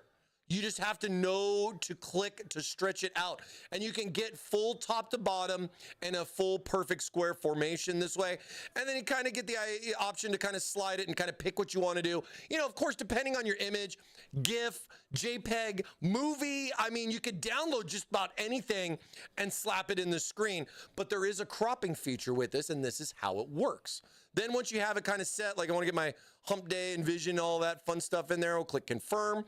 This is then going to upload that into the software, and now it's going to be an option. So that's what you're basically doing. Step one is just getting that option in there, right? Now, I've already kind of added it in because I was playing around with some other stuff. But then if I want to pick this background, I want to come back and go, I didn't like that one. I could do this one. And these all have animation to them. So animation options, you can put whatever you want, right? This supports variety of formats. So don't worry too much about that. Worry about what it is that you're going to want to put on here. You know what I mean? But if I wanted to do something like this and just have just a simple image, I can do something like this. I can then come over here, you know, and name this Thermal Camel. And then I can save it. And then now I'm going to have this one as just, you know, it's going to be an option now in the drop down in the bottom. Is there a Thermaltake Tanya preset? No, there's not. There's not, but I think that's some stuff we've been talking with them about adding more, especially with the 1X stuff. Like we need more of these things in here. We've gotten a couple of them started, but we definitely need more. You know what I mean? So I definitely feel we need to do more of those, but it's something we've definitely been discussing, you know? Now, here's another cool little tip, right? Because I don't want to get into it too much. We're going to talk about this, like, we're diving in deep on this next week. But you kind of see this one right here. It's got little CPU. It's got some values. And this is all in real time showing on the screens, right? But if I didn't want that, I could just go just a plain thing. Don't necessarily need that. Now, that's only working on just this one screen. If I click on this screen and then click on that, it will then apply it to each screen independently. Now, ain't got no time for stuff like that. I'll click the little option here that says apply to all screens and then just click on the one image and it's just gonna apply it to all four at one time. And then you get that nice little tiling. You don't have to go through and click each one independently, right? Now, another fun thing that you can do is that some of these presets that are in here, like we'll just take this one for example. So like we have this little preset, it's got some cool little shadow boxing right here. We got some GPU temp, RAM temp, you know, stuff like that. But I don't want that background, you know what I mean? So we're gonna come in here, we're gonna select our camel background. Now our camel background switched up with that. I could then go in and save this as something else. And then more or less, I don't have to worry about adding in all the temperatures, lining everything up all perfect. I can just steal that preset and then just customize it to the way that I would like it. Now, click on this, boom, bam, done. It's already updated over to all four of my screens. Now, say I wanna go a little bit further with this. Like I told you, I'm not gonna do too much, right? But check this out. You can click on these and you can move these around with the mouse. You can also use the keyboard and finite that perfect alignment for all my OCDers out there, right?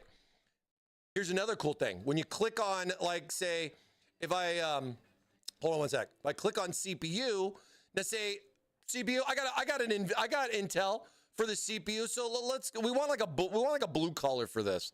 Let's get that nice CPU blue color going on there.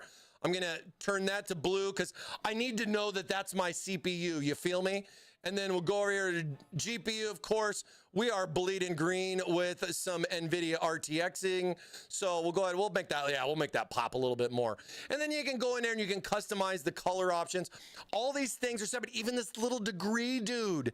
You can click on the little degree guy and move it around and make it your screen your way. So a lot of fun stuff like that. If you want to save it as something new and might make a color versus a non-color option, It's just adding in, right?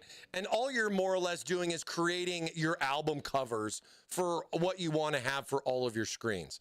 Now, if you're just starting out and you're getting the Mind Cube, right, and you're loading up the software for the very first time, you know, brand new and everything, there is a new setting or firmware update that we have that was critical, helping fix some of the monitors, you know, like the orientation and just overall functionality. I'm running the latest version off of our global site, which is 128. And you're going to want to go to the settings tab and come over here to firmware update before you really get into too much. You want to click update and then check to see if you have the latest update or not on your screens. I've already updated the firmware on mine, for example, which is version 1010. But, you know, if you see a mix match version there with that one, you're just going to click on browse, or I'm sorry, you're not going to click on browse. You're going to be able to go in here and then click to update the firmware on the on each screen. You have to do it for all 4 of them, and I'll break all that stuff down so you can understand how that works. There's a nice little visual on the screen, as well as you get a little loading bar there, just like you're downloading a mod, DLC, extra game, stuff like that. So firmware updates, pretty critical. Make sure you do that before you really dive in on the software with it, and it'll definitely help with the improvements, especially with version 128. We've had a lot of updates in the last few months, and we've had a lot of fixes and breaks. This one's definitely a lot more stable from what I'm seeing. And like I said, we'll be talking about this a good bit next week. So that's the Mind Cube in a nutshell. And we got our Vision Camel up here. We got our CPU and GPU temp. Is it really? Yeah, I guess it's still creeping. I mean, finishing rendering. So just stopped. Just stopped. So is it? Well, I guess so. Yeah, firmware going too. All right, let's go ahead and close this out. Get the fur markage out of here, because we got a waffle. So like CPU, the highest point about 97. Our average is about 85C on 100% load with Cinebench 24. And then GPU temp-wise with Furmark, we got up to 67.8 on the high end. Wait, on the average. Average was 67, high end was 72. That's real good. I think those fans on the bottom definitely help. I wish I had like more time to like just unplug the fans and then retest it and go, oh, look what bottom fans do. Does it matter or not? You know what I mean? I'll save those videos for the professionals. You know what I'm saying? But, you know, makes you think, makes you wonder a little bit about what's going on. We got an ad break going on, so for all you Waffle subscribers, I appreciate you. Definitely appreciate you. We're going to wait a little bit. We want to make sure everybody can get in and see if they win the Waffle. So we're just going to wait a little bit for ads to end. Waffle. Actually, I should probably type that. With lots of syrup. I should probably type that in the chat here. Mike. What day is it, Mike? Waiting for ads. You guys on YouTube are probably chilling. I don't think you guys have too much ad stuff going on. The Waffle is closed, though. Our Waffle is closed. All right? We are not reopening the Waffle. That's it. That's it. Waffle Man! I am the waffler. We're changing it up. I'm sorry. It's we need to do it.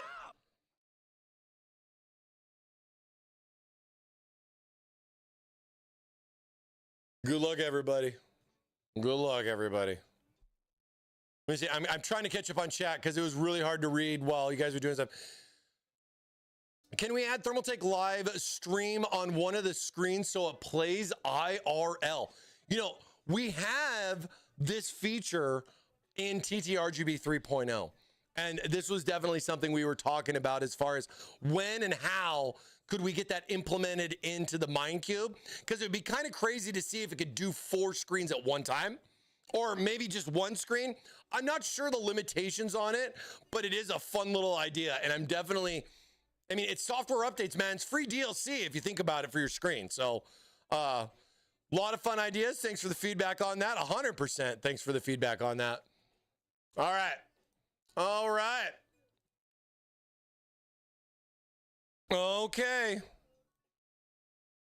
All right. So, hey, so something I wanted to do a little different, kind of just mix it up, make it a little fresh for our wonderful waffle spin, right? I entered. Thermaltake Live is in the list. Why you think Thermaltake Live would be in the list? Well, let me, okay, I know. Let me tell you why Thermaltake Live is in the list. So I am going to now start waffling with you because what we want to do is we want to give back even more. So if we waffle and Thermaltake Live wins, what I'm going to do is I'm not going to take the prize, but instead I'm going to give you guys an extra waffle. So we're going to have 3 waffles only if I win. All right? Only if Thermaltake Live comes up on the waffle win. But I'm entered. I'm in. I got my 2 tickets for my subscription, and I'm ready to waffle, baby. All right? Are you guys ready? I think you guys are ready. I think you guys are ready. Let's get it on. All right. Like I said, new day, new waffle. Here we go. That way, yeah, dude, hey, we win. You guys win. You know what I'm saying? Let's do it.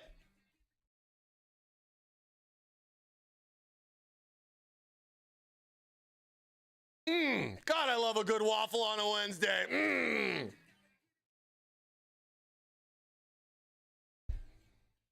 I don't deserve to win. I deserve to win for you, man. Giving back, baby. Let's go. All right, big waffle winners. Let me hear it. Thermaltake Live, first one. Let's go.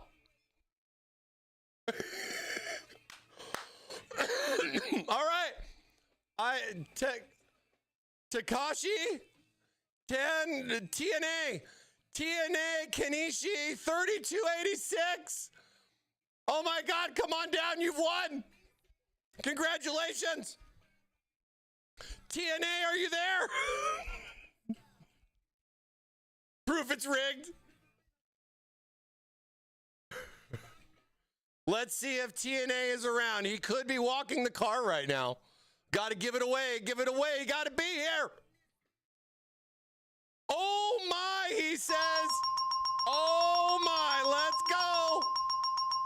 All right, congrats on winning the waffle. Thank you for being here. I hope you're hungry because you're getting breakfast. You say spin it, you're gonna win it, man. Good luck. Spin it, he says, let's go. Come on, big money. Come on, big money. Nice, scoring some Thermaltake fans. Get your OnlyFans here at ThermaltakeUSA.com. Let's go. Congratulations. It wasn't you. Congrats, you won. I had to pinch myself. Ow! I won. Oh my God. Congratulations. Congratulations. All right. Come on, Thermaltake Live. Come on, Thermaltake Live.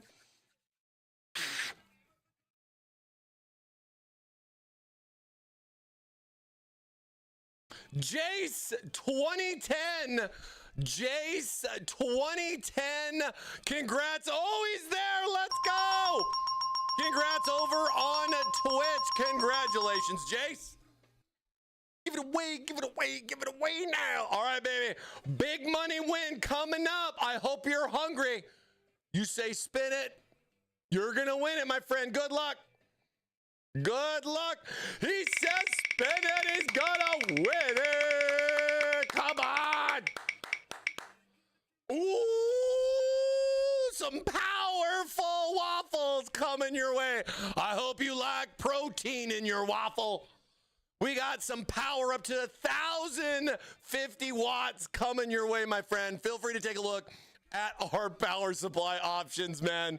It is your prize, your way here at Thermaltake Live. Let's go.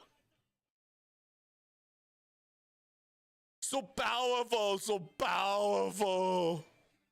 No, congratulations, you guys. Thank you so much for waffling with us. We appreciate it. We appreciate it.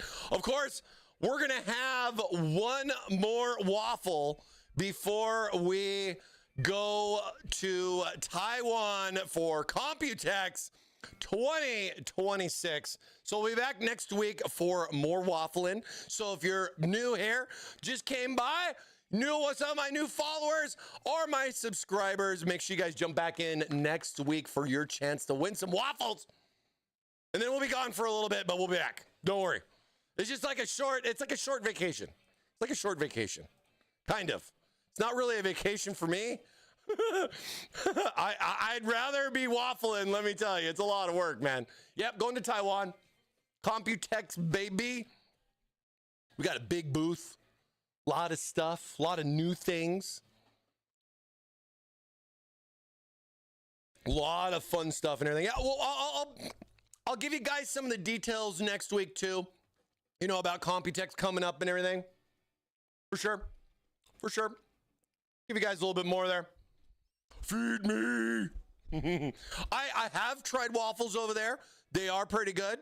I usually like get out of waffle mode. Let's get out of waffle mode here. I get too excited.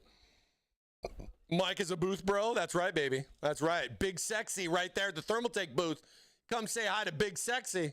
That's me. But dude, we stay at this great hotel. Great hotel. One of the best things I like about the hotel we stay at is it has a full continental American breakfast. So that means waffles or pancakes. Usually waffles. Well, I get a nice fresh waffle. There's an omelet guy there. He makes it the way you want it. He just uses chopsticks instead of a fork like they do in the US. It's kind of fun to watch him do the chopstick thing, you know? But dude, I don't even really eat lunch. I have a fat breakfast and then I go to dinner after we're done. You know what I mean? Did you guys see the Millennium Falcon waffle maker they have at Costco? I'm not that big of a Star Wars fan, but I thought that was pretty cool. And I'm sitting there thinking, God, how much did that cost to make? Pancake sandwich by the waffle. I like to mix it up, get some bacon in there, get some syrup. They even have like the whipped cream, like that's like fresh whipped cream. Oh my God, I'm spoiled, man. I am spoiled there. But that breakfast is so good. Rob goes at Thermaltake Live. Next month, I get my 60-month sticker from Computer Right Good and I Am Box. You gonna get your mod sticker? Oh, man. Do you have some local favorites to try? Do you have some local favorites to try new stuff? Well, I actually lost count of how many times I've been to Taiwan now. It's been a lot. Several years. Before pandemic, after pandemic, to be fair, because there was a couple years we didn't do it, right? But it's been a while. I've tried some barbecue. Definitely tried some beef noodle. I've found a Mexican restaurant that had a bunch of Japanese beers. That was fun. Chips and salsa in Taiwan was a little weird, but I got through it, man. It was Mexican food for the most part. I was pretty impressed with it, but I've had some weird stuff on a mountaintop, and just the same, I've ordered Pizza Hut where I get a little personal pizza, and for whatever reason, they like to combo it with little hash brown stars. And I don't know why this doesn't exist in the US, because a little medium pizza with a little side action of hash brown stars, oh, so good. So good. It's just kind of funny. I mean, sometimes you get some time, sometimes you're just like, dude, if I don't eat this, I'm not going to have nothing. So it's a busy week. We're going to have some fun. Not a big food person, but I definitely like getting out and around. I've been all over the city, but there'll probably be something new to explore, you know. You might run into a Paul's Hardware or a Gamer's Nexus at a restaurant and be like, oh crap. You know what I mean? Just venturing around. Hey, what's up? So when you're coming by the booth, you know what I'm saying? But it's good though. Yeah, I like the choices. You can change it up. You know, they have a bunch of different stuff that's there, and I think that's what I really, really like. Really, really like. It's a cool place. They got this awesome little spot we call the fourth floor. and we have a lot of good times out there. CEOs hang out. We like to hang out, have a good time. You know what I mean?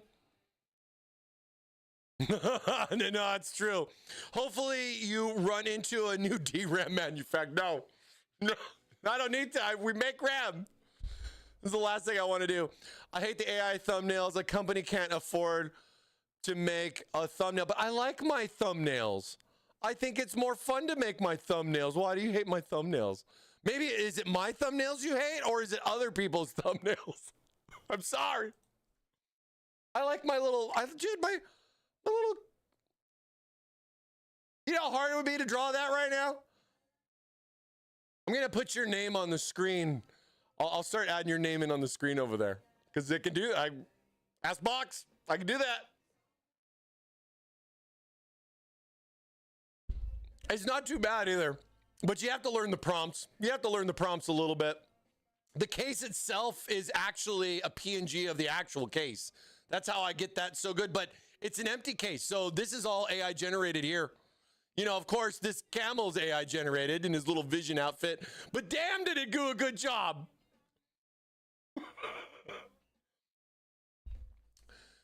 Add my name saying 200 mil fan. I could. I could. Sometimes I usually do that. No, set that up. It's pretty good. Turn it up.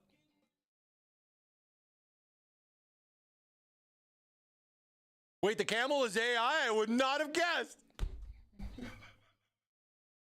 It's like we're selling these cups right here. Hump Day energy. Let's go. I think it's funny when you can make it like and every AI thing that I do always ends with a plate of waffles with butter and syrup on top on the table. It's like literally one of the copy paste, like that's always there and it always delivers. That is an amazing stick of butter right there. And those squares are perfect, right? That is a perfect waffle. Now, if I could just make it animated and do video, you know what I mean? It's all coming together. It's all coming together. I appreciate that. I think AI is fun for fun, but I think the professionalism stuff, it needs a lot. But for fun stuff like this, I got to say, I've been having a lot of fun being able to make, I could just have a generic Thermaltake wallpaper and it doesn't matter, right? It doesn't matter. You know what I mean? I don't need it. They don't ask for it. This is extras, baby. This is extra. Give me all the waffles. How do you know I'm not so I learned this. Right? Like if you want to know if somebody is AI or not, like you tell them to put 3 fingers in front of their face. If they put the AI can't do it. If you put just fingers in front of your face, the AI will mess up the face. Like if you want to know somebody's real, like for real, ask them to put some fingers up in front of your face. You're doing a job interview and the mouth looks a little weird when they're talking like a bad Chinese movie. You might want to ask them to put some fingers in front of their faces. You know what I mean? And we're not talking about what did the 5 fingers say to the face. We're not talking about Dave Chappelle here. Unity. That's so good.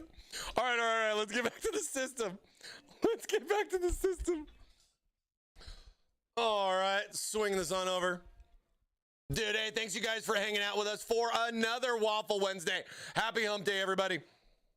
We're going to do a little gaming now. There's one thing I've been saving that I've wanted to do. All right, let's just do a little reset min max. We'll see what our gameplay max is at. This wasn't too bad. We get Crimson Desert fired up here. Have you guys played Crimson Desert yet? Have you guys tried it? My aeroplane. I love Red Hot Chili Peppers, baby. Let's go, Red Hot Chili Pep. And hopefully I got my OSD and everything rocking and rolling here. Make sure game volume doesn't crank you out, but you know, prepare yourself. Let me see, where's my volume control on this one? You'll figure it out. You guys have volume control. Sorry, not sorry. Stick 3 fingers in front of your face.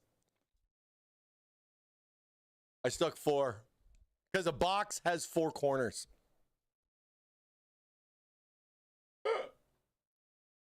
Oh, man. Oh, did it not? Hold on. Did it? The audio? Make sure my audio is set right. I changed it, but it seems to like to change it back. It does. It did change it back. All right, there we go. There we go. Oh. All right. Dark mode, please. For what? Wait, what are we talking about? Yo, Crimson Desert goes hard. I've been playing daily. Nice. Where are you at? I'm like 200 plus hours in, dog. I couldn't put it down. I could not put it down. It's been a lot of fun. Now I'm going back and I'm messing around with a lot of the new things. They got the blockades like this, as well as like a bunch of extra stuff. I really liked a lot of the updates that they did, but I'm gonna tell you, the one thing that I was hoping for, because I shared a picture a while back, seeing there was an unfortunate dead camel in the desert. Made me sad when I saw that for the first time. And then I saw guys riding on camels, like, oh, can I get a camel mount? But at that time, a camel mount did not exist. Now, fast forward to today, they had a patch that came out literally this week. I think it was yesterday or the day before. They had the new patch came out. They added a bunch of mounts, including your own personal camel mount. So, the most funniest part about all of this, because this quest did not exist when I was playing the game last, and I literally just finished the quest, but I still have to go turn it in. Look, let's see if I'm still on the quest here. So I am working on, I believe it's this one. No, it's not that one. It's this one. Yeah, this one right here. So this quest, and you can see I haven't even been to this area yet, right? And I literally was just, I finished this. I had to kill some wolf pack dude or whatever, the bandits, right? I took out the wolves and cleaned them out, and then I had to go turn it in. And I was like, oh, I'll do that later, right? And then they had an update, and then this particular, stop moving off the thing. This particular quest then grants you the camel mount, and I flipped out. One, I was excited that I hadn't got it yet, but I'm literally right there at the end of the quest. And 2, I'm just excited that I can have my own personal camel mount. I'm so excited. They added so much other stuff though too, but let's go get our camel. Let's go get it. All right, let's see. So, oh wait, one sec. Let me make sure. I think we're good. Just show you guys a little bit. So, playing around, I've definitely defeated a good amount of bosses. If you know what the game's about, definitely some of those guys up in the ice were very hard. Fun challenge though. Big fan of Elden Ring. Love the like all this stuff.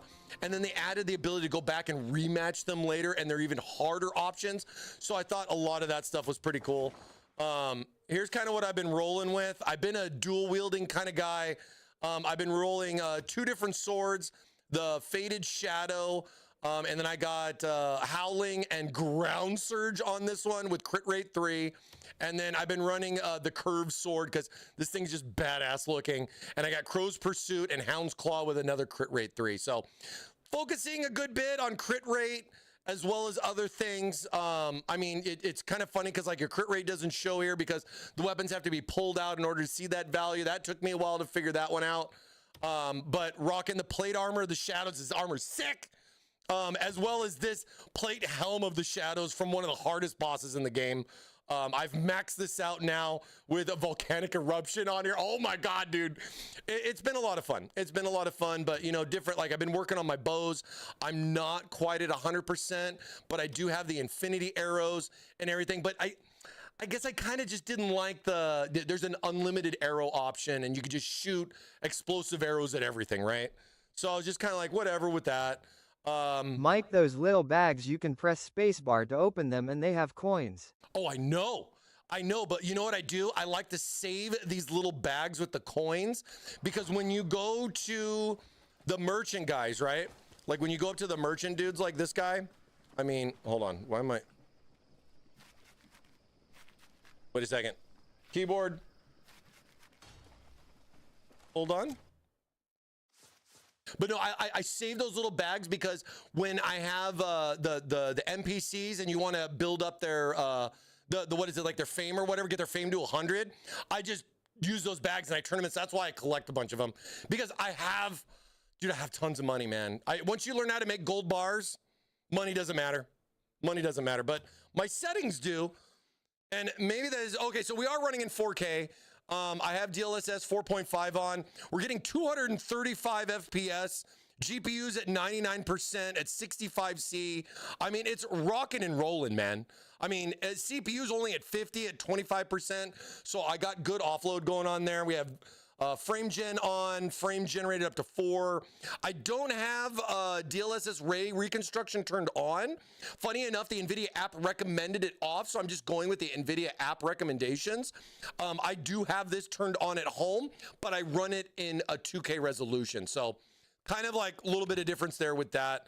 But other than that, everything's pretty much cinematic, on, high, max. You know, all the fun stuff. All the fun stuff there. But I wanted to take a look real. I don't know, because I know they changed the keyboard for layout, but I should still just be in like the classic default one. Hold on, let me see if it was just, maybe it was just me. Because like control.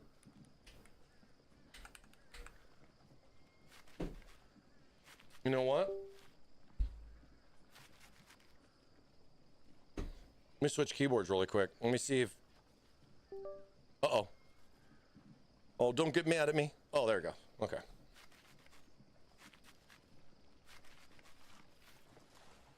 Okay. What is... Weapons can't be used here. Why is that being referenced to control, though? That's weird, like it changed it. Oh, maybe because I'm on classic. I think that's why. The other thing, too, I noticed is like with the updates, it does change your settings. I mean, settings at home are different. Okay, see, that's what I needed to do. All right. But yeah, like, so you go up to this guy, right? You know, Ronnie, I got him at 100%.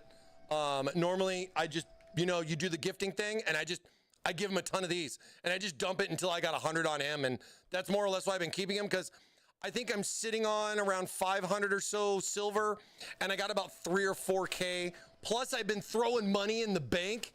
I got gold bars in the bank, and every now and then you'll get a little pop-up saying I got another gold bar. I actually need to go to the bank and see what he has. I need to actually go to the bank and see what he has.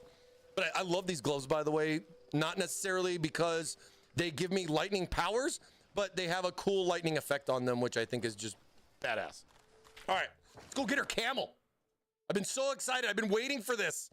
And the funny part is I didn't even know it existed. I didn't know it existed until the patch came out. And then I just was like, oh my God, I haven't done the quest. I have to wait until Wednesday. So the Scarecrow gloves are good, dude. I used the Scarecrow gloves for a very long time.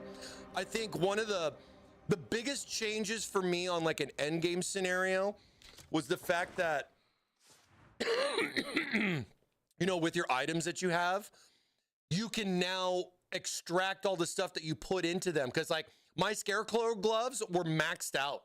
I had the deer helmet was a big one that I used a lot early on. I mean, we're talking early on as in like the first 50, 70 hours of the game. I was using that until more or less I got this and some other stuff. But now that you can extract and get those materials back to then throw into other things, I had a field day and started upgrading a bunch of stuff. So I'm almost there, not quite, but I guess I'm not too worried about it. You know what I mean? I get some good stuff. Get some, you know, get some good action. I like the dual wield, but I want to play around a little bit with the sword, or with the spear and the two-handed and everything. But this game, this environment, right? It is freaking crazy, man. How's the volume, by the way? Is the volume good? If the volume's too low, just tell me. I'll turn it up because I don't have it up that loud. But here's my trusty steed. I've had my trusty steed for a very long time. I haven't really gotten into getting any of the other mounts. I only have one of the legendary mounts right now. But yeah, let's go get our camel, man. And hopefully we don't get distracted with all the shinies that are going to be around there. So yeah, it's just basically a straight shot. I wonder what's in that cave too. I haven't even been there yet. Oh, hiya. Aha. Good job, horse. Oh, new area. All right. We may see some camels on the way. We may not. But this game, dude, depth of field in this game is just out of nowhere. I cannot believe, because it's their own graphic engine. But oh my God, depth of field, just this landscape, bro. And I mean, we're pumping right now. We're at 98% GPU usage, and we're getting 260 FPS with this RTX 5080 on an i5. But it is quite dark right now. I did not see that branch. All right, let's see. Do we have to? This is new area, uncharted territory. New stuff. Oh, is this our? Oh, there's some bad guys right here. Oh, hey, there's some bad guys right here. Let's go say hi. Don't you look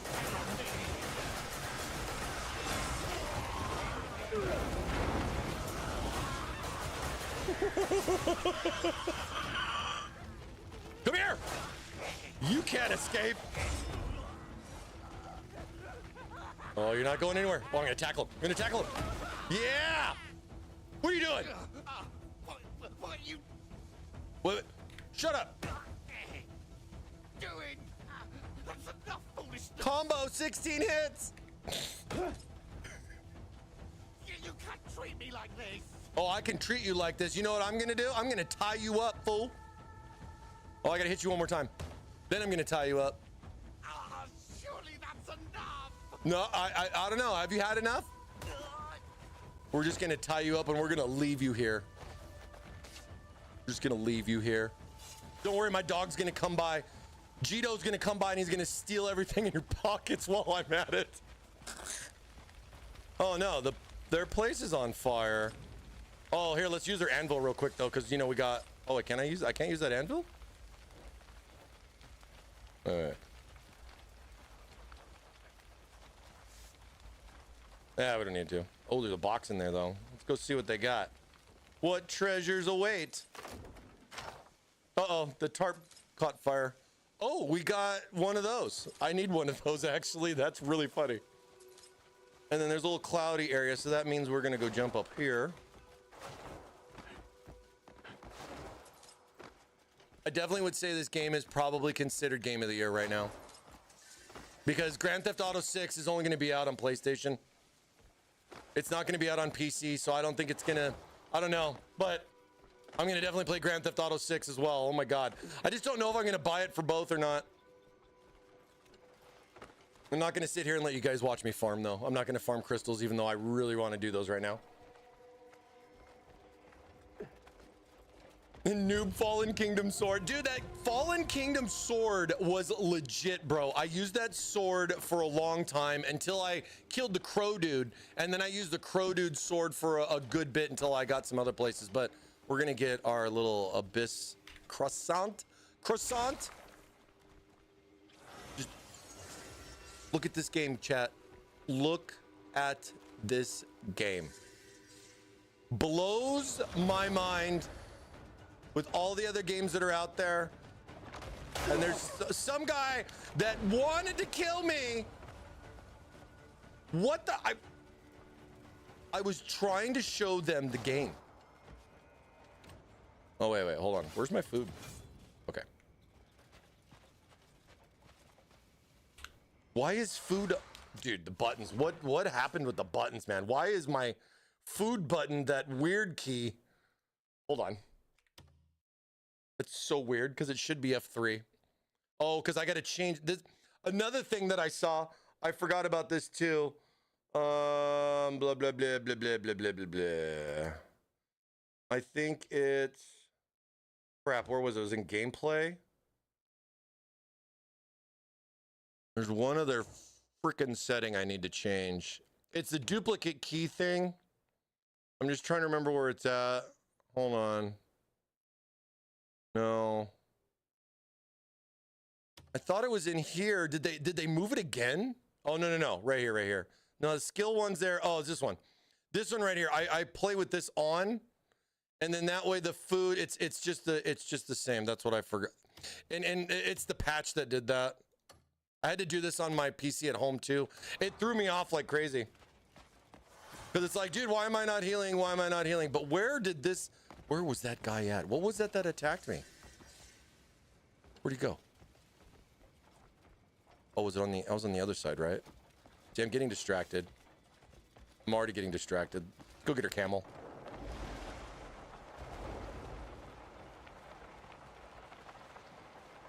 Well, good lord, chat. This background is just, looks like a hook shot from Zelda. Well, I mean, I don't want to spoil stuff, but you literally have a hook shot from Zelda in this game. I mean, bro, I can sit here and hook shot onto this thing, and then I can pull myself up onto it, bro. It's cool, man. And the puzzles with it are the best. All right. Oh, look. Look, that's gonna be, oh, I want a camel so bad. I want a camel so bad. We're so close, chat. I saved this for you guys. Here he is. Habibi. Where is he? Habibi. Habibi. Haven't seen a trace of those bandits lately. Was it you who took care of them? Yes. What, seriously? The ones riding those giant wolves?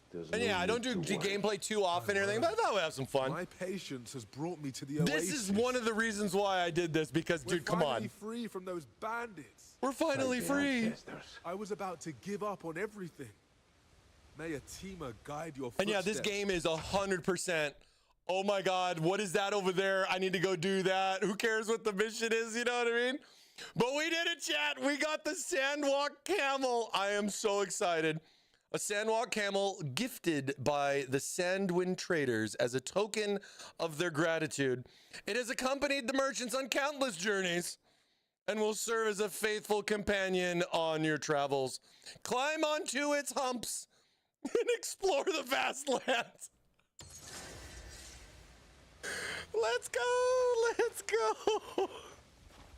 All right, I'm excited. Okay, so is it a special mount? Oh, it is a special mount. Look at that sexy camel right there. Oh, look, there's another camel over there. He's saying it's hump day right now. Where's our hump day at? Oh, dude, there he is. There he is. Oh my God. On a hump day of all things. Yeah, camel, yeah, camel, let's go. Dude, this is so freaking cool. I wanted to ride a camel the whole time. I was so sad they didn't have camels in the game. Look at his feet. Ha-ha! What was that? Is that like a bison? Bisons? I wonder if my camel can spit. Wouldn't that be cool if I could get my camel spit on bad guys? Just like, bah! I'm so excited, chat. Oh my God. Look at this bad boy. I wish it's like 11:30 at night in the game, but oh, look at him, dude. Oh, my humps, my lovely camel humps. Check them out. That's right. We can't give him a treat or anything? Oh, I want to give him a treat. See, I like my dog because I can pet my dog. I want to get the birds and kind of some of the other stuff and everything, but I really do like my dog. I am still waiting for them to add Dobermans. I have not seen them add Dobermans because I got Dobies at home. But dude, this right here, hump day. This would be my background. Would just be like something like this with me on a camel in the background. This is literally like what I would use for like a live stream. Wallpaper. Oh my God. We got the camel. All right, now let's go kill something. Let's go celebrate. What's this? Ooh, ogre. Wait. The ogre of the altar Dry lightning struck the monolithic altar as the ogre revealed. I thought it said relieved itself. Revealed itself. What do you get? Ogre's ring? That's a necklace. Why does it say ring? Okay, what's this one? Oh, that's a that. What's this one? What's another bounty? And what's the one? Looks like this the little steering wheel thing. Thought there was another one over here. I still got all this to go through too. I got Crook Rock Crag. I've been through most of like the bottom stuff down here, but I don't want to spoil a lot though either. I mean, especially like with good and some of the others. I don't want to spoil too much. I wish there was waffles in the game. Dude, if the game had waffles, bro, like I think I'd be want to just play this on stream for, you know, a while. All right, well, let's go after Ogre Man. This is new. What's his quest with though? Lords of the Unclaimed Lands, the Ogre of the Altar. Okay. Colossal Might. I wonder if we can take it, chat. I wonder if we can take him out. First try?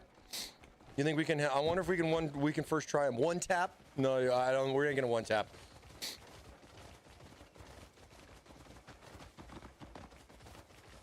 Hell yeah.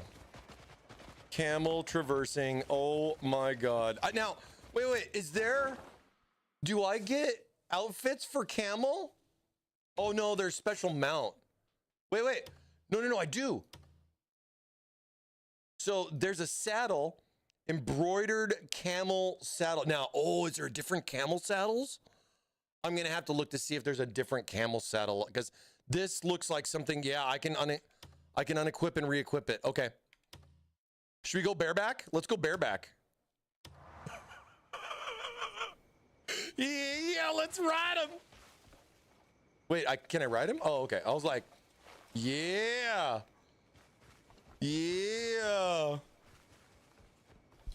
Where's my...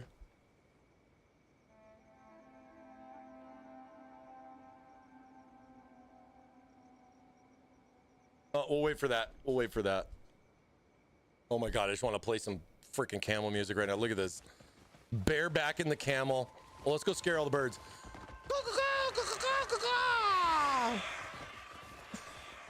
Oh, they're pissed. What time is it? All right, we got time. Let's go kill this ogre and then we'll probably wrap up our waffle. You guys, look at you guys. You guys are still here? We've already waffled. I thought you would have left by now. Hey, so what do you think? You think it's a cool idea if I enter the waffle and if I win, you guys get an extra and we could have 3 winners? I think that was a fun little thing. Just something different. Oh my god, I want to mine that right now, but I don't actually need those. I need the green ones. I need those green gems. Hell yeah, thank you guys. I appreciate you. Hanging out for a waffle. Oh crap. Oh. Watch the knees there, Mr. Camel. Whoa, what is... Oh, we're still pretty far away. But what is this? Through the desert sands. Let's heal. Defeat the ogre. We're going for Shrek. The donkey is so funny. We're going to kill Shrek. We're going to get him. Like, is this even a way? Is this a dead end? Let's see how far we can camel. How far can we camel up this mountain? Come on, jump. Yeah, camel, jump.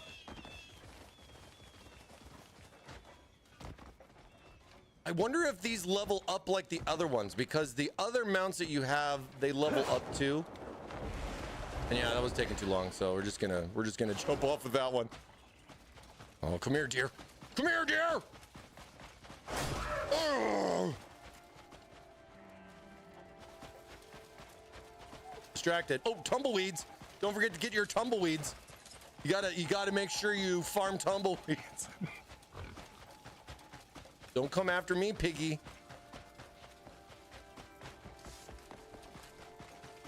All right, let's see what's over here. I was gonna summon my camel, but I figured I'm gonna have to jump off and do this. We'll fly over here to the other side. Oh. Uh-oh, we're out of stamina. I did not pay attention to that. Whoops. Oh man, I'm so stoked that we got the camel mount. I'm so cool. It's so cool they added that. You can get an iguana. There's a raptor in the game. There's like a chocobo, like bird you can get. Like that's like a mount that you ride. And then there's a bunch of new pets. The cats are cool, the birds, like they added like a bunch of that stuff, which I think was really cool for them to listen to the community, because I think a good amount of people are pretty far in the game now. And I think them adding that really added a lot more like stuff, because I've already beaten the main story, right? Like I already beat the main story, so, but there's still more to do, which is, I like games that don't just go the end and then that's it. Your last save was right before you fought the boss or whatever. You know what I mean? Some games are like that. But I like how this one, oh. Desolate monolith altar. Oh, this, look at this. This is pretty cool. This is where we're going. You know what? Wait, did they change the buttons again?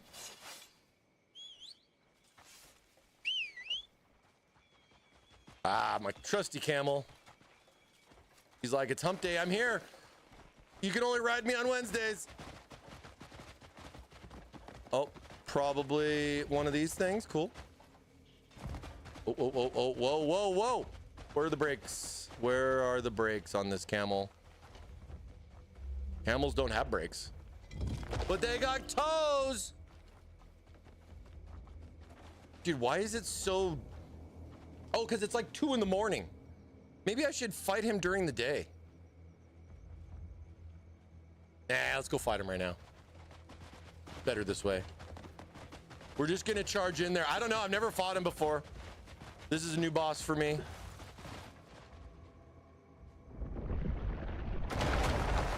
We could die very quickly. Ooh, he's ugly. Oh, crap. Woo! Okay.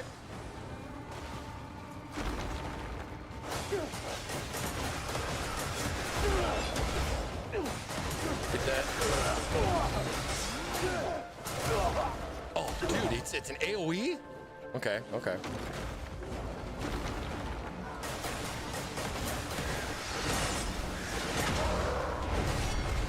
Oh, we already staggered him.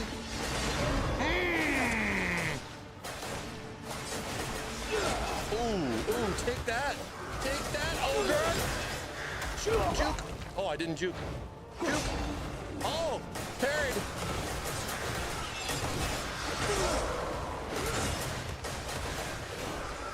Stagger him again. Oh, wait, I don't have... I didn't have any spirit. Not a spirit. Oh, shit. Dodge me. Whoops. Dude, that AoE is pretty hurt.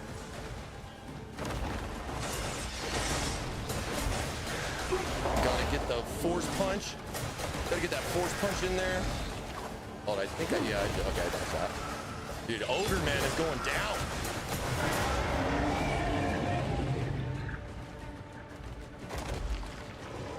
Ogre me this. Let's see, round 2? Does he have a phase 2? No phase 2. Defeated the ogre.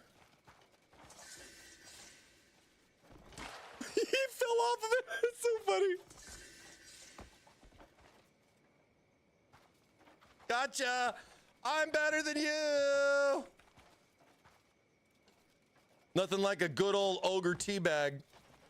Oh, wait, is there like oh, there's one of these things. Oh, look, there's camels in this one. Ooh, more lore. I love it. Get to put the cool helmet on. Exactly like the ancient text. Even the altar shape matches perfectly. This is it. After all this time, I've tried. Drugs are bad, chat. Right then, let's begin. Sleeper, beneath the red sands. Remember your ancient name, Sleeper. My ancient name? Salvation to this world of chaos. Awaken! Sovereign of the...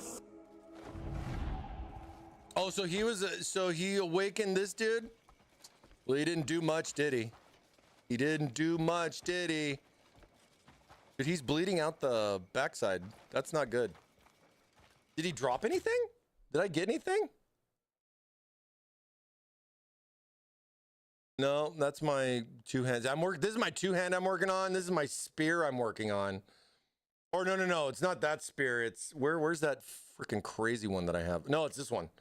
Like I put all this on here. This is insane with this much crap. It's pretty crazy. A lot of fun. A little bit of fun. But oh yeah, we got this thing. The ogre's ring, but it's a necklace. All right. I mean, it's not going to beat what I got. But again, I like that about a lot of the game. Like the weapons and the stuff, like most of them are pretty equal. You just got to level them up. But there's not like one thing. I mean, there's a couple things that stick out, but not everything. You know what I mean? But crit rate does do some stuff. But dude, we one-tapped this ogre, man. Let's go. Got nothing on me. And that's cool. And that was a whole new little place right there. Fun. I'm more excited about this, guys. You sold me. I'm going to buy the game as soon as I can. You want to ride the camel, baby. I know you want to ride that camel. You want to ride that camel into the sunset, baby. Woo! Oh, here, if that didn't sell you, so then another Zelda reference, right? Light world, dark world. So you come over here to the other part where the abyss areas, right? Here, let's go here. Show you this one. You used to not be able to freaking teleport while on a mount, and you'd always have to get down, and now it doesn't matter. I think it's great. They've been really listening to the community.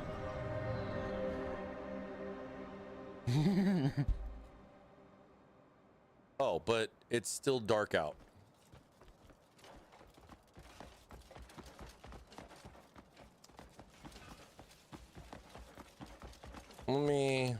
Let's go make it daytime. Sorry. I want to show you that. See if the travel here just speeds the time up. Nope, it doesn't. But we'll go take a quick little nap. Good to see you. Good to see you. The housing thing's a big change, guys. If you've not played this game, I was stuck with like 200 max inventory, and the game basically said, hey, we're going to add these new items that give you over 1,000 slots. So I will tell you, the first half of the game was a lot more difficult for me because I wasn't able to hoard as much, where you can hoard like never before now, but you just have to get a couple items and they're not hard to get. But I definitely say that it's pretty crazy. You know, I also forgot. Let's freaking turn this crap off. In a gameplay. Gifts, accessories. I thought I turned them off. Gifts, accessories off. Melee weapons selected only. See, it's like some of this stuff they like it defaulted, I guess. I don't know. All right, now that it's daytime. Show you something else. Show you something else. It's cool. I think this is a good little spot. This is the thing that really surprised me about this game. And also, so you can see the visuals and see how crazy this is working with all this stuff, right? Like, we're chilling. Actually, where'd my FPS counter? I think. What happened to my FPS counter? I thought I loaded it. Afterburner, I thought I had it up, right? When did it like disappear? Oh, and I got a Windows update because I didn't do that either. Wait.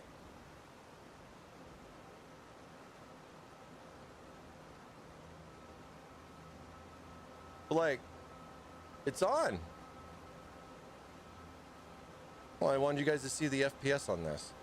Sorry. But dude, look at this.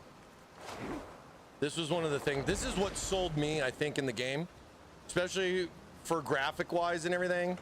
I mean, if you're afraid of heights, this might not be the game for you because you're going to be traversing all up here, like jumping to those little things over there. And if you fall, you literally fall. But look at this. Look at how crazy this is with just everything here. And I mean, it's literally jumping off.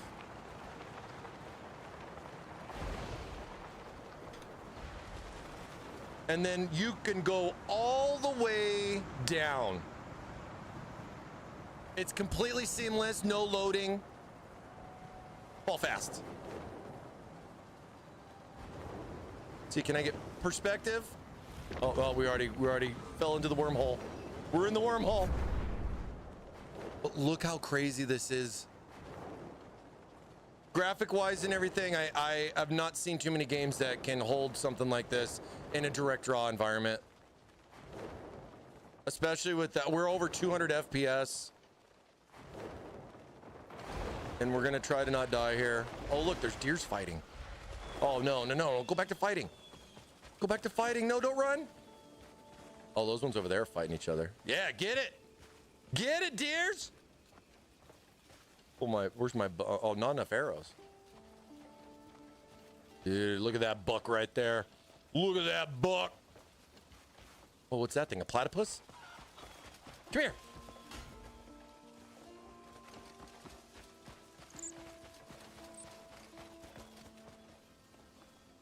Yeah, cool stuff. Cool stuff, man. Game's playing super smooth here on this. Good little build. Temps are good. I mean, the only thing that was funny is that I didn't notice before, but like, well, I guess this didn't crash, but like, dude, GPU temp wise, max settings, 4K. The only thing I don't have is ray tracing turned on because it hits hard on the FPS side of things.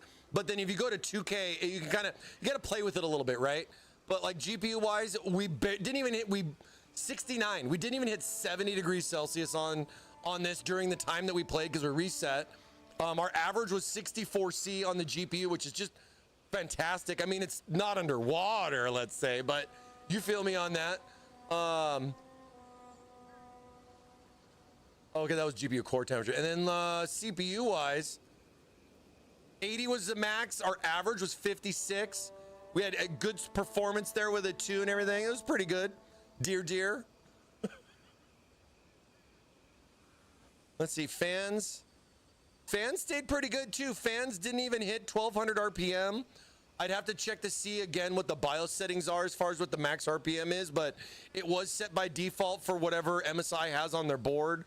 So I mean, still, and it's not running loud. I mean, I know you guys can't hear it, but like, it wasn't like just sitting there going wee, you know what I mean? Like, not getting stuff like that.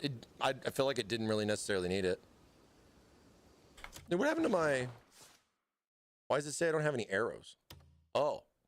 Why did it switch my... Dude, there's so many weird things going on. There we go.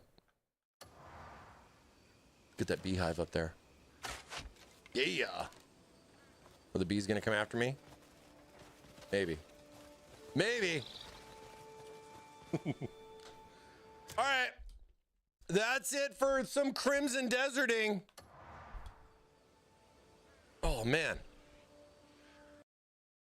Oh, man. Good stuff, dude. Good stuff. That was fun. That was fun. I think, you know, being able to add in some game stuff, especially with the camel thing, man. There was no way I wasn't going to... I had to get that camel with you guys. You know what I mean? I had to get that camel with you guys. Perry the platypus. Dude, they have some crazy animals in here. They're adding more and just doing a bunch of stuff and everything. But I mean, like, yeah, as an Elden Ring fan and a variety of open world games like this game's been a blast. So, I mean, take a look if you want. Pearl Abyss, man, I think they did something pretty crazy. I really feel the only game that's going to compete with this is going to be like Grand Theft Auto 6 this year. I don't think there's anything else, man. But we'll have to see. We'll have to see. It has to come out. Ogre Ring fan. It was kind of funny that they called an Ogre Ring, but it's a necklace. I guess it makes sense Because if it fits on an ogre's finger, maybe it is a necklace, you know? Maybe that's the whole lore behind it. You know what I mean? Oh, hey, get that. Hey, that pig guy right there. He's a bot. He typed waffle. Waffle's already been over for a long time. Must be a robot. Must be a robot trying to waffle right now. Must be a robot. Everybody's sitting there. Waffle, waffle, waffle, waffle. Get him, Box. Get him. Ban them all. All right, you guys. Thanks so much for being here for another wonderful Waffle Wednesday. Happy Hump Day, everybody. Thanks for checking out the Vision 330 here, mid-tower case. $100, 6 fans included. Was a lot of fun to do the build. We'll be back with this for next week as we're going to deep dive into our TT LCD screen software, see what it's all about, and break down all the fun, creative ways that you can create your own screen your own way. All right? You guys have a good... Wait, we got to change the song. No, we'll go this one. No. We'll go back to this one. I like the waffle. We're going to waffle it up. All right, you guys. Thank you so much. Hope you guys had a good one. I had fun. I hope you did too. Congrats to our waffle winners today. Make sure you guys verify that you are a Meat Popsicle and shoot me that Discord DM. I think I forgot to mention that, but hopefully you'll catch on and you'll figure it out. If not, join the Discord. Let's have some fun. We'll see you later. Happy Hump Day. Peace.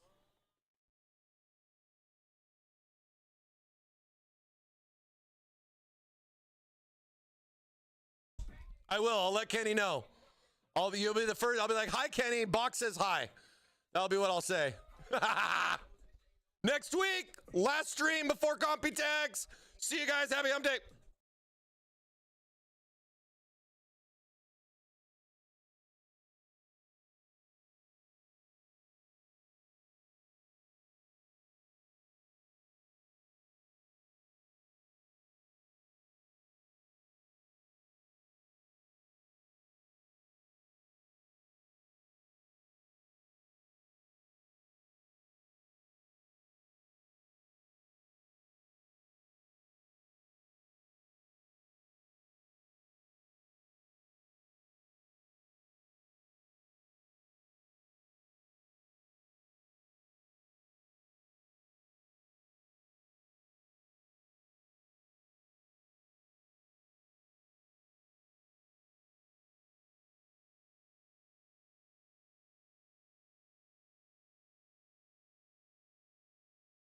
Mike.